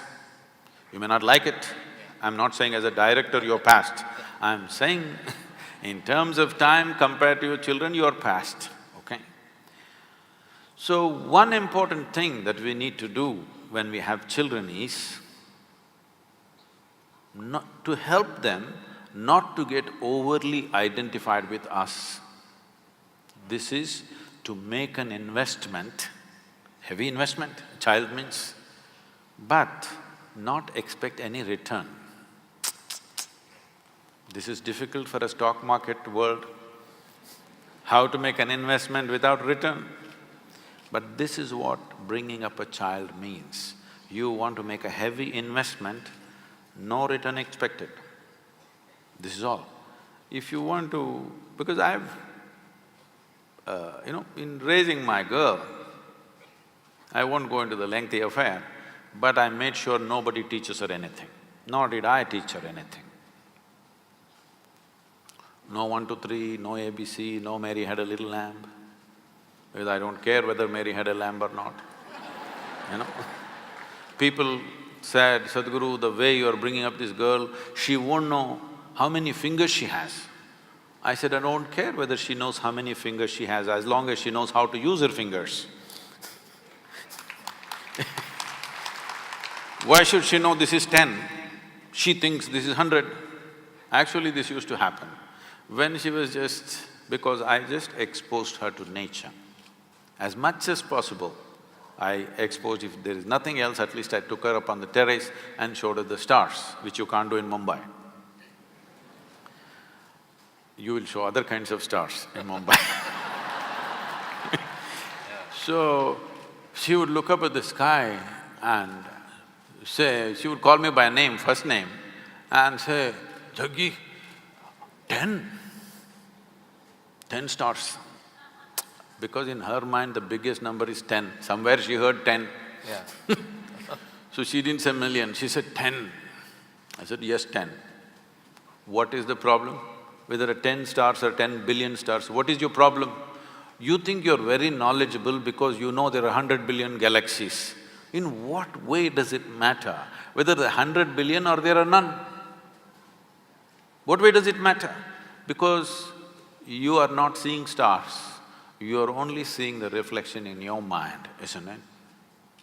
If you spend time to know the nature of what makes you experience all this. So, she asked me once something, so I just told her just this is all you need to know about life. Never look up to anybody. She looked at me like this. I said, not even me, because the value of me will be completely lost the day you look up to me.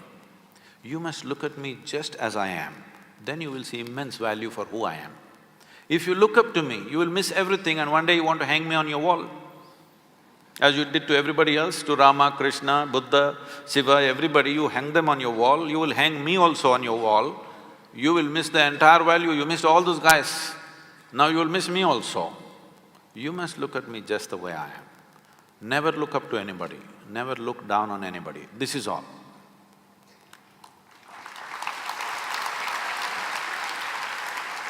Once you do not look up to anything or look down on anything, you will see everything just the way it is. If you see everything just the way it is, you will navigate your life, through life, effortlessly. That's true. That is simple theory and easy enough to live by. Thank you. Thank you, Sadhguru. With that, I think I would like to open the questions up to the house, and I'm sure we have a volley of questions which I can already see hands going up in the air. I don't even know where to start. Okay, yeah. Sorry? You worked hard for it? Okay, then I suppose hard work should never go unfounded. Hello? Is there a mic that is circulating?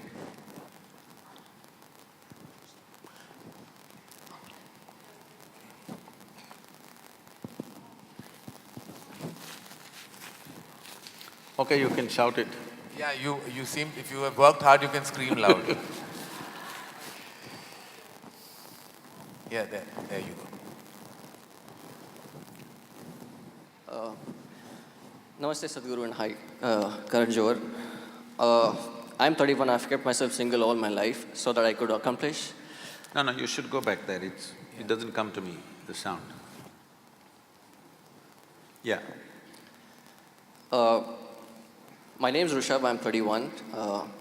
I've kept myself single all my life so I could accomplish something big. And you of all people should know how important and difficult it is. Important because to accomplish something big, if you're single, it helps without added responsibilities on your shoulders. And difficult because… I know you're trying to speak from your heart, but microphone works best here. I just didn't want to be too loud. Okay. And difficult because, you know, India, they keep asking you why you're still single. I would like to space dive, and I've talked to 1 million people about this, and I've knocked on 100 doors to turn down every single time, including the doors of ISRO. Can't get a thing. Including the doors of ISRO, and they said they don't have enough funds. It's a very long question and we have not heard most of it. What? I can't hear a thing actually, I'm feeling incapable. Yeah. What is your question, sir? Okay, so my question is, I would like to space dive. You would like to space? Space dive. So it's basically going all the way up to space. You want to go to space? Okay. And diving from there. Okay. And tie what in space? It's a space dive. Space dive? Yes. Oh, you want to space dive? Yes. Okay. So, and the thing is, I've knocked on 100 doors only to be turned down every single time because even ISRO turned me down saying they don't have enough funds. Space dive is important because India has gone leaps and bounds forward in space technology, but in the human space technology, it's way back. My question to you, Sadhguru, is my biggest weakness is I like to live in danger. My question to you, Sadhguru, is where do I find an organization that will help me with the discipline, yoga and meditation, that will help me with this? And where do I find a person, most preferably a movie director, they'll fund this project, understand the importance of it, understand the importance of this project, that India needs a human space program, fund it, and make a movie out of it which has less drama, less songs, and more of how a person struggles to get the mission accomplished. Okay. And get Okay, we rich. got the question. You took a long time to get to the question, but… He wants to space dive, he wants me to make a movie, he wants to help. No, he wants money. He wants money. My dearest 31-year-old, that's all I heard, that you were 31. If I had money, the last thing I would do is give it to you to space dive. There's many things that I would do with that money, and yours is not on my bucket list. But would you like to answer his space diving? The day after tomorrow, that's on 5th, day after tomorrow is… I'm sorry, tomorrow is 5th. Tomorrow evening. Tomorrow evening I'm at the ISRO at Sriharikota for the launch. Let me see if I can attach you to the rocket. Yeah.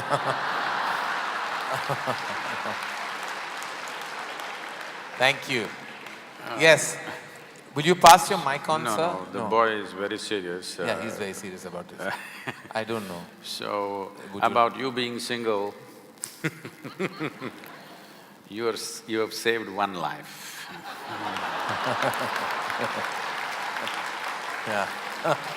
And I want to tell you, whether you space dive or you don't dive or you nose dive, all of us are born single and we die single.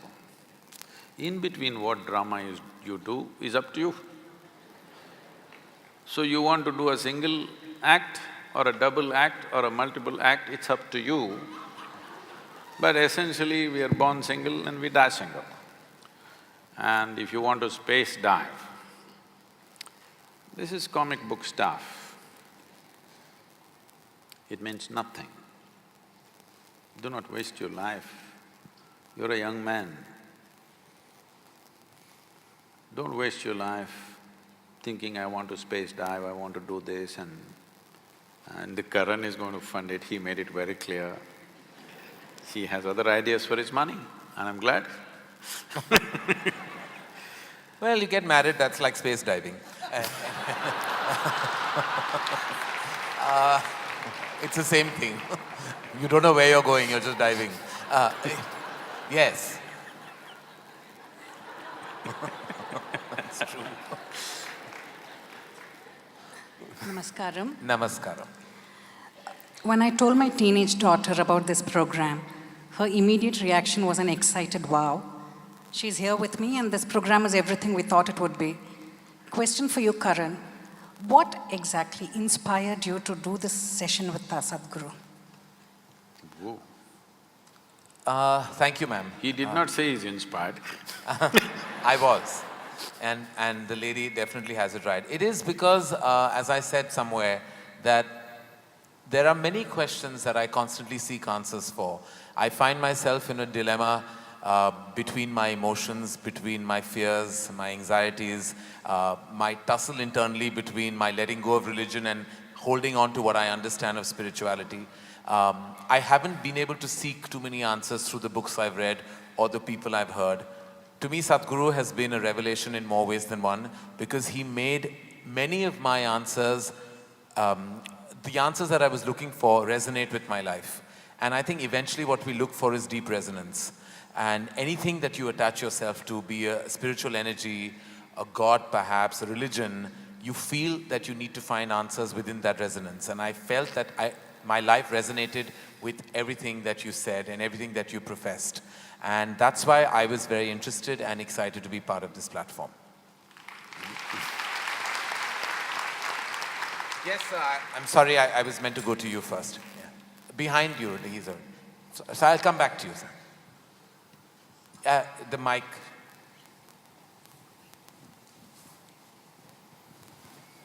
Thank you. Namaskaram, Sadhguru. Hello, Karan. Hi. There are two questions. If the first one is answered, I don't need the second one's answer. There's a request.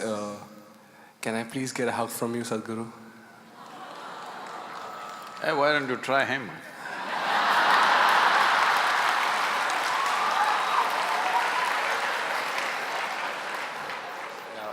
Why am I a second in that line? I didn't name the person. What is your second question? The first is you want a hug. The second is what Actually, you can't… You don't go into a kiss then, because that might be detrimental. No, just the presence of Sadhguru for the first time in my life. I just don't want to miss it. I don't know when will I get the chance next. So, if I could just… I know it's a difficult one. No, no, nothing difficult about it. It is just that I've been working with people to make them understand. People, especially outside the country, and now unfortunately it's caught up here. Where is my hug, Sadhguru? Can I get my hug? You are turning something beautiful into something very ugly. When you are in a certain state of inclusiveness, if it became necessary, you embrace somebody. It's a very beautiful act. Now it's a commodity, where is my hug? It's something that you give and take, it's not a transaction. This is what religion has done, everybody hugs 3 times or 4 times or whatever number of times. This is not what it is. All the tenderness that a human being feels within himself or herself, you destroying it and make it into some kind of act. Okay, I will hug you, I'll hug every one of you. What about it? Sweat exchange? So, this is something we need to do, and people also… in India this happens, they grab my hand and Sadhguru bless me, and they place it on their own head. Blessing will not come like this. Blessing will come when you become receptive, when you're in a certain way. If it's blessed, something wonderful can happen out of it, something tremendous can happen out of it. You grab my hand and what is that blessing? And if you grab my hand or foot or you hug me forcefully, this is called molestation. Awesome. All right, you got your jadoo ki chappi. So we had… yes, sir. Yeah. Hello. Namaskar, Sadhguru. I know hug is not possible, but I know you cook very good dosa. Is that possible? Certainly not here. I know. No, my question is that when we cook, if we have to get joy of cooking, then that joy is something which is internal, and I cook for my joy. But when you're cooking for others, then you want to give them joy. And at times there's a conflict. Who should win? This is for him? No, no, No, it's for sir. you. I have different things on my menu.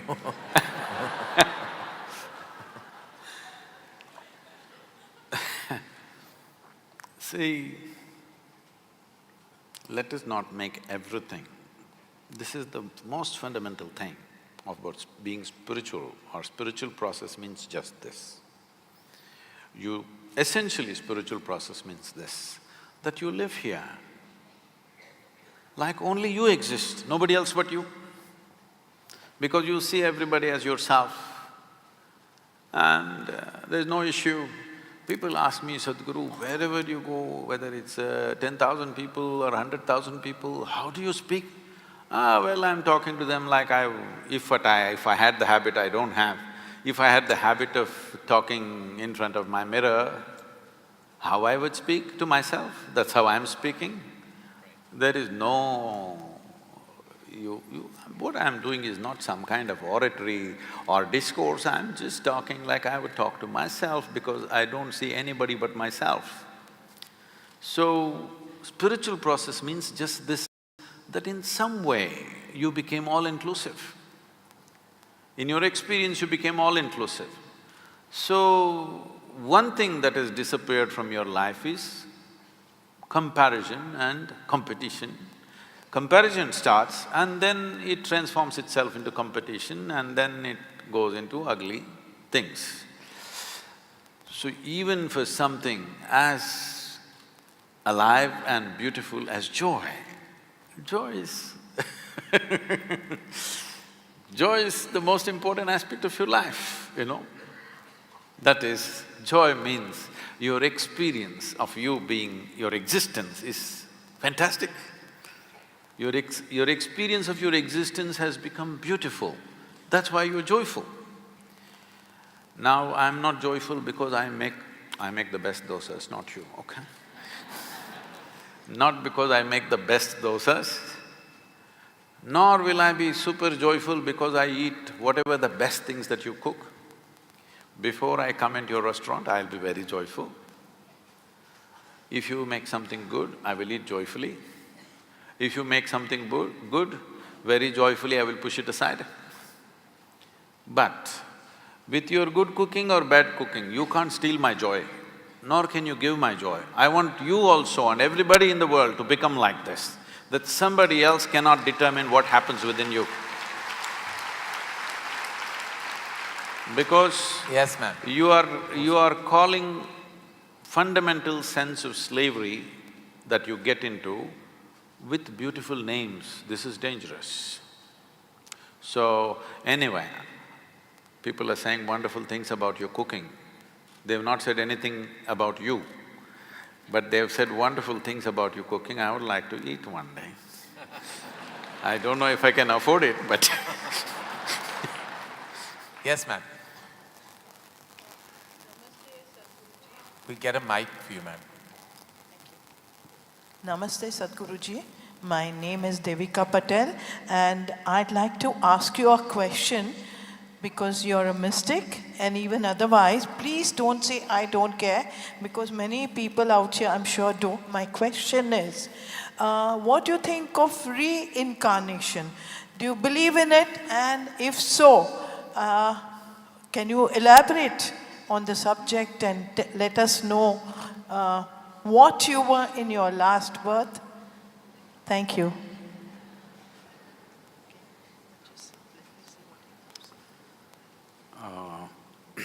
now you already put strictures on me as to what I should not say.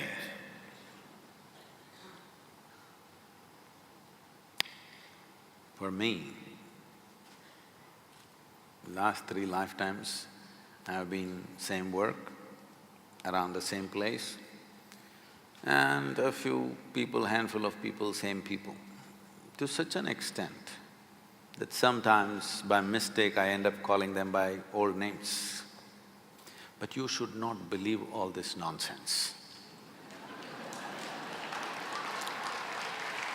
No, because the moment you believe it, you will look at this person and little, if they're friendly with you, oh, maybe in my last life, my past life. It is very good you don't remember a thing about anything because in your present life, you are not able to handle the emotional tangles and psychological involvements with people. If you remember 10 lifetimes, you will break your mind. It takes an extraordinary sense of dispassion to download many lifetimes of memory and still not respond or react to those things and simply see it for what it is. In your present state, if such things happen, it'll be a disaster. But anyway, you should not believe these things because you should not believe anything or anybody. You should not disbelieve them either. Now in such a large crowd, I have a huge reputation of being very logically correct and now you're making me say such stupid things. I'm staking my reputation. You must understand that I wouldn't make that mistake because I don't gain anything by talking about this because you insisted that I should not dismiss it. But essentially what you're asking is, let me translate this question for you. Essentially what you're asking is, when you say, is there a past life or is there a future life, what you're asking is, beyond this body, is there something more? That's all you're asking. After my death or before my birth, was there something else? This is the question. Or you're asking, what is the nature of my existence? Well, that's my full-time business, to bring you to that experience as to what is the nature of your existence. You must come. You should not ask just a casual question here in Mumbai and disappear. Now you made me say illogical things in front of all these people. Now you must invest some time to know what is the nature of your existence. Otherwise, it's entertainment question.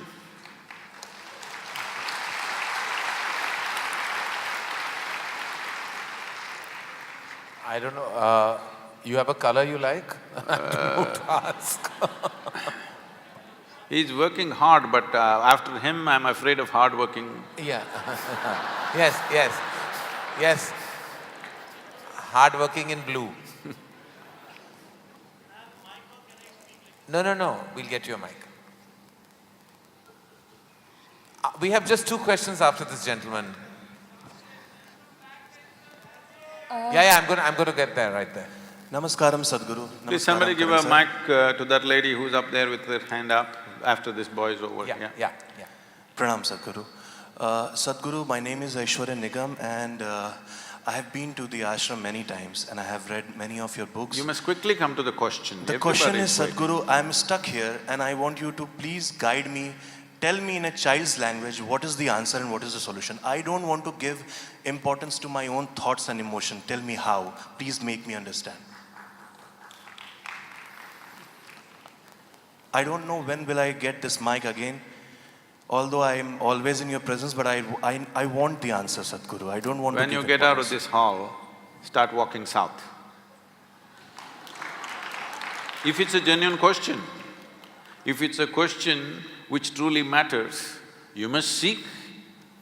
I would have gone to the ends of the world if I found somebody who could answer the billion questions I had. If really it matters to you, the question, you must seek. If you think going south is the answer, if you don't think so, you shouldn't bother with me. If you think so, you shouldn't waste a moment of your life, because I want everybody to at least be straight and some basic integrity to your life. You ask big questions and you leave it and go and sit in the matinee show. I'm not saying you should not go to the matinee, I'm sorry. I'm saying the wrong things, wrong examples. It's fine, no offense taken. So, I want you to understand, somebody came and asked me recently, Sadhguru, are you a devotee of Shiva? I said, you fool, did you ever see me sitting somewhere and doing Shiva puja? Did you see me? My entire bloody life, I've invested in you, all right? There is nothing else I do except constantly seeing how to raise people to the next step. And you are asking me, I am a devoted to somebody, I am bloody devoted to you and you're not seeing it? So, when you ask this question, I take the question seriously, I believe you're genuine. But then you go and get drunk today evening. I am not against any of those things, a matinee or drink or this or that. All I am saying is, you must have some integrity to your life. When you ask a big question, you must make the investment, isn't it, of time and energy? You must invest life. Because to bloody answer this, I've invested my entire life. Yes. Sadhguru, you had pointed out there was… yes, to the lady That right lady, at the back. yes, please. Right at the back. I have a question. One moment, sir. We're just going to the lady and then we'll get… who's that person? Sure, She sure, still right. doesn't have the microphone, he's on already. Okay, you're on the… all right, go ahead. Namaskaram, Sadhguruji. My question is, what can be the greatest change one can bring to our life to make it more blissful in this birth? You got to change. You have to. You got to change us. You've got to change. There's nothing else. You think by doing something else this will become blissful? No. This one has to change to become blissful. Yes, the lady. Has she got the mic? Yes. Just reaching you, ma'am. Namaskar to one and all. So my question is, I get very attached easily, and now I feel I'm very attached to my responsibilities. So how do I break this bondage, and if I really want to do something for myself, not for anybody, just to feel the joy that I've been listening to you, if I want to really, really feel that joy, how do I break the bondage of responsibilities and move ahead? And how do I overcome my attachments?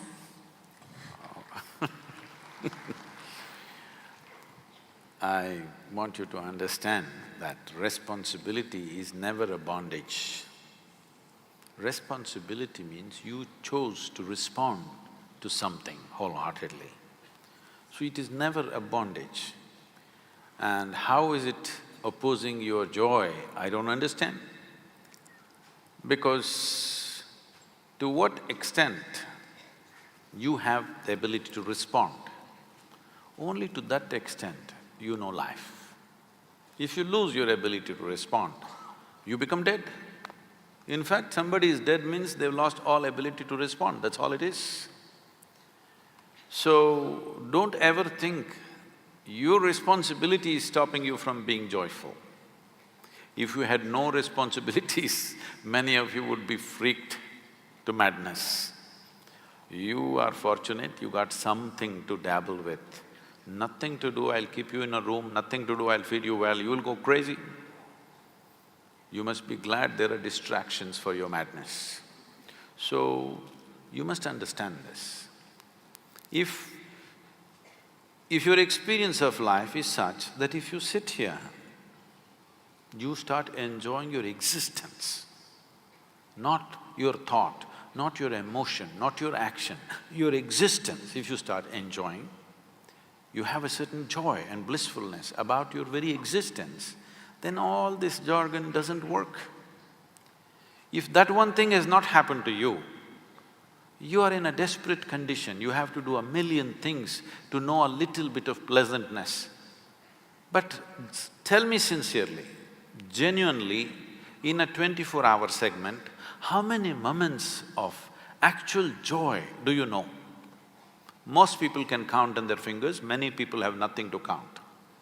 They will say, oh, the day I got married, I was so happy. The day I got my job, I was so happy. It happened, it's history. Because it is externally instigated. Otherwise, by yourself, you will become a wreck. Please change this, then all these jargons and philosophies are irrelevant to you because you know the joy of your existence. Thank you. We have one last question. Yes, sir. Huh? I'm just going from this gentleman, I'll come to you. Maybe two guys. Yes. Sadhguru. I'll leave that to Sadhguru after this. How many more he'd like to answer, but yes. Sadhguru ji, namaskaram. Karan ji, namaskaram. I am Mohit Sadhana. I've come from Karnal just to see you live and I'm feeling blissfully blessed. I didn't come with a question, but now I have a question. Sadhguru ji, you just made a mention that word does not know anything about you, and that remains a fact. Even then, any somebody from the world who comes in little contact with you gets so much benefited. So when would you reveal? Or my question is, what does it take to become a Arjuna for the yogi of highest order of our times, R. Krishna, the you, to reveal? Sorry if that question is still invalid.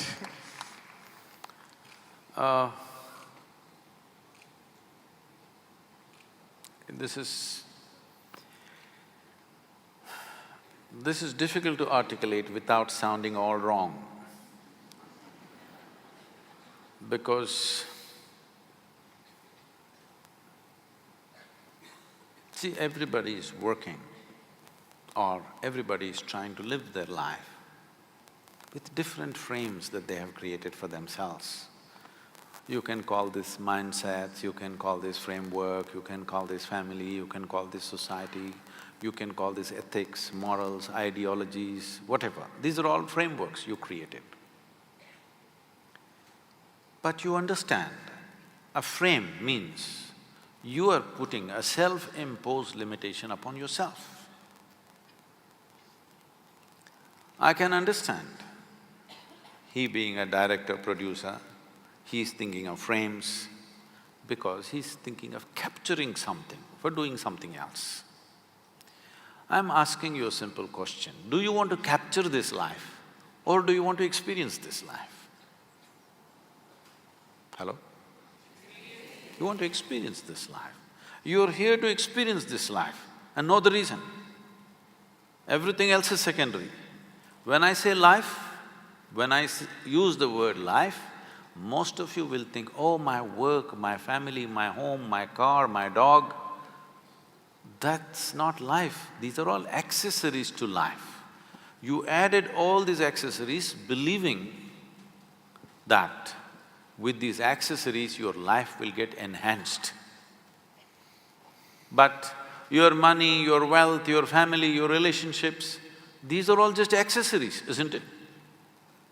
The real thing is here, never experienced. So, to first make somebody…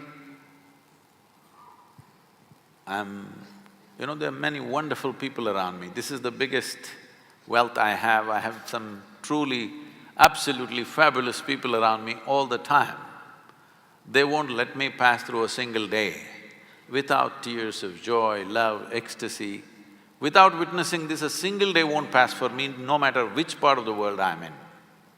I don't think there's better wealth in the world, in the physical world, in the human societies than that constantly you're surrounded by people who are shedding tears of love and ecstasy. Having said that, their experience might have become beautiful by being in a certain presence, by realizing a few things, but still, they still have frameworks. Because very few individuals have the sense of… a total sense of abandon to be here without framework. As long as you're with the framework, we can add one drop here, one drop there, one more drop means it'll break. So in my life, if by the time I fall dead, if I can share maybe 1 or 2% of what I have known, I think I'm very fortunate because I'm still looking, I've not given up on it. There can always be 1 or 2 individuals who will come up. We have been working on them, preparing them so that somebody can exist here without any sense of frames, without any sense of what will be lost. There are many people around me who, you know, in every action that they do, they're not saying it verbally, in every action that they do, they show that they're willing to die for me. I keep reminding them in 1,000 ways, dying for me is not the answer. That you are willing to allow this life to happen in full flow, this is where the answer is. Because only if you're a full-fledged life can I share what's happening within me. Otherwise, I'm talking about extending your frames, giving you a different frame which is more difficult to manipulate. But totally undoing the frames will need this, that you are a full-fledged life. When I say a full-fledged life, right now you have invested too much in your thought, too much in your emotion. You look up to something, you look down on something, you like something, you dislike something. In this state, it cannot be done. I'm working on people, lots of them. and I'm also scanning the world, because there could be anybody somewhere, because that will be a blessing, not to me, but to the world. If there can be human beings, not one, if there can be 1,000 human beings on this planet, or if there can be 10,000 human beings or 1,000,000 human beings who are just life, no bull, just life. Because this is the only thing that you're aspiring for. You may think you want money, you may think you want pleasure, you may think you want something. No, you are only wanting to having a larger slice of life somehow, isn't it? That's all there is, because that is all there is. You think money will get that, education will get that, love will get that, pleasure will get that, but essentially you want a larger slice of life. So if you want in slices, we will cut it and serve it, because we have to keep you going, otherwise you'll run away. But I want to see you a day when I can throw life at you just like that, without making slices out of it. That would be a great day. Make it happen, because I want to change. I want to change the perception of what is street. If you say street, if you use the word street, people will think booze, people will think drugs, people will think prostitution, all the ugly things. If we do the right things, in the next 20-25 years, we can change this, that street means beauty, street means love, street means meditativeness, street means spiritual process, street means the highest things. We can do this if we are willing. We have the tools, we have the means. Why I'm saying this is never before. Many great beings have come, but nobody had the means that we have today. Krishna came, a gentle being, when he spoke, only one man heard, yes, and another man overheard. When Adiyogi Shiva came, only 7 people heard. Today we have the ability, we can sit here and speak to every human being on the planet. Never before this was possible. Now we have such an ability to communicate. If we do not communicate the right things, we are committing a crime against humanity. So when we have this kind of power to communicate, whatever is the highest dimension of life should become street. My essential work is this, to bring down spirituality from mountain tops to street. That's why my language is little street. Not at all. With that, I'm sorry we won't be able to take any more questions. We've reached the end of this conversation with the mystic, and thank you, Sadhguru. Thank you for your words, your wisdom, and everything that you always bring to the energy table of our universe. Thank you so much. It's truly been an honor. Thank you. And thank you to all of you for being a wonderful audience. Thank you.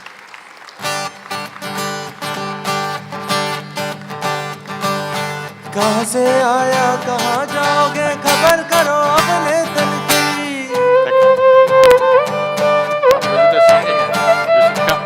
कहाँ से आया कहाँ जाओगे खबर करो अपने तन की कोई सतगुरु मिले तो भेद बतावे खुल जावे अंदर खिड़की खुल जावे अंदर खिड़की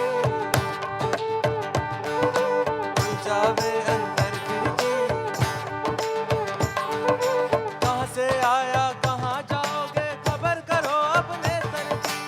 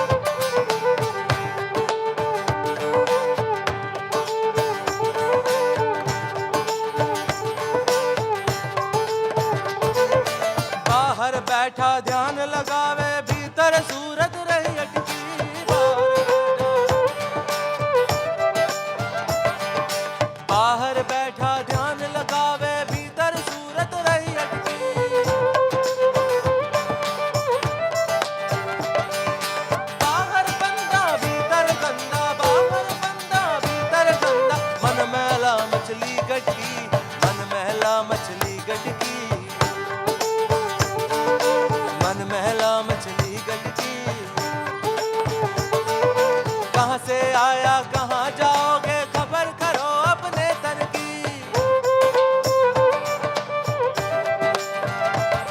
कोई सतगुरु मिले तो भेद बतावे खुल जावे अंदर खिड़की खुल जावे अंदर खिड़की खुल जावे अंदर खिड़की खुल जावे अंदर खिड़की खुल जावे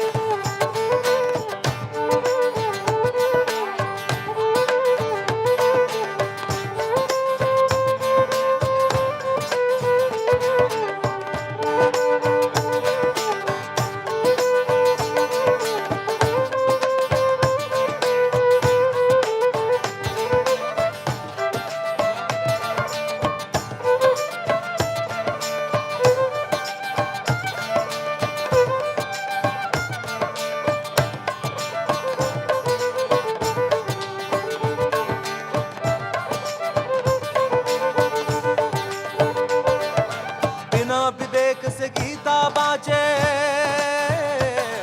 ओ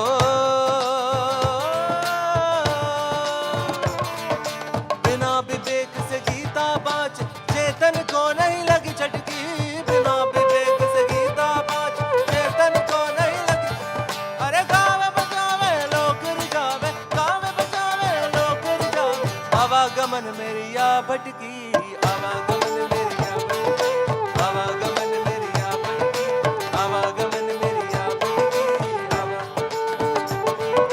कहाँ से आया कहाँ जाओगे खबर करो अपने तन की कहाँ से कोई सतगुरु मिले तो वेद बतावे खुल जावे अंदर खिड़की खुल जावे अंदर खिड़की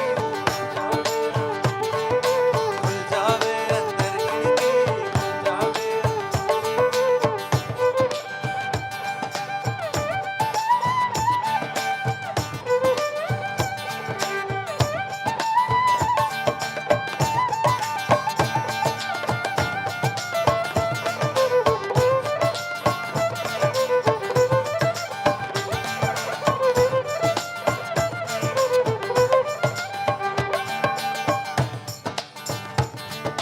माला मुद्रा तिलक छापा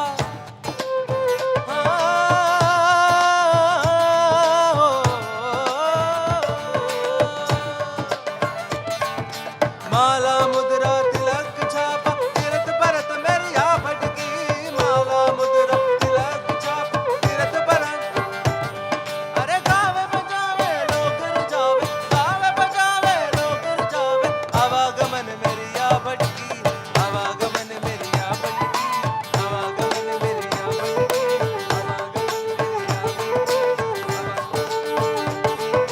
कहाँ से आया कहाँ जाओगे खबर करो अपने तन की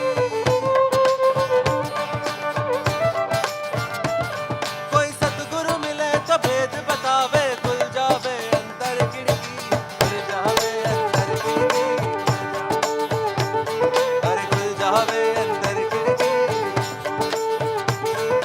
खुल जावे अंदर खिड़की कोई सतगुरु मिले तो भेद बतावे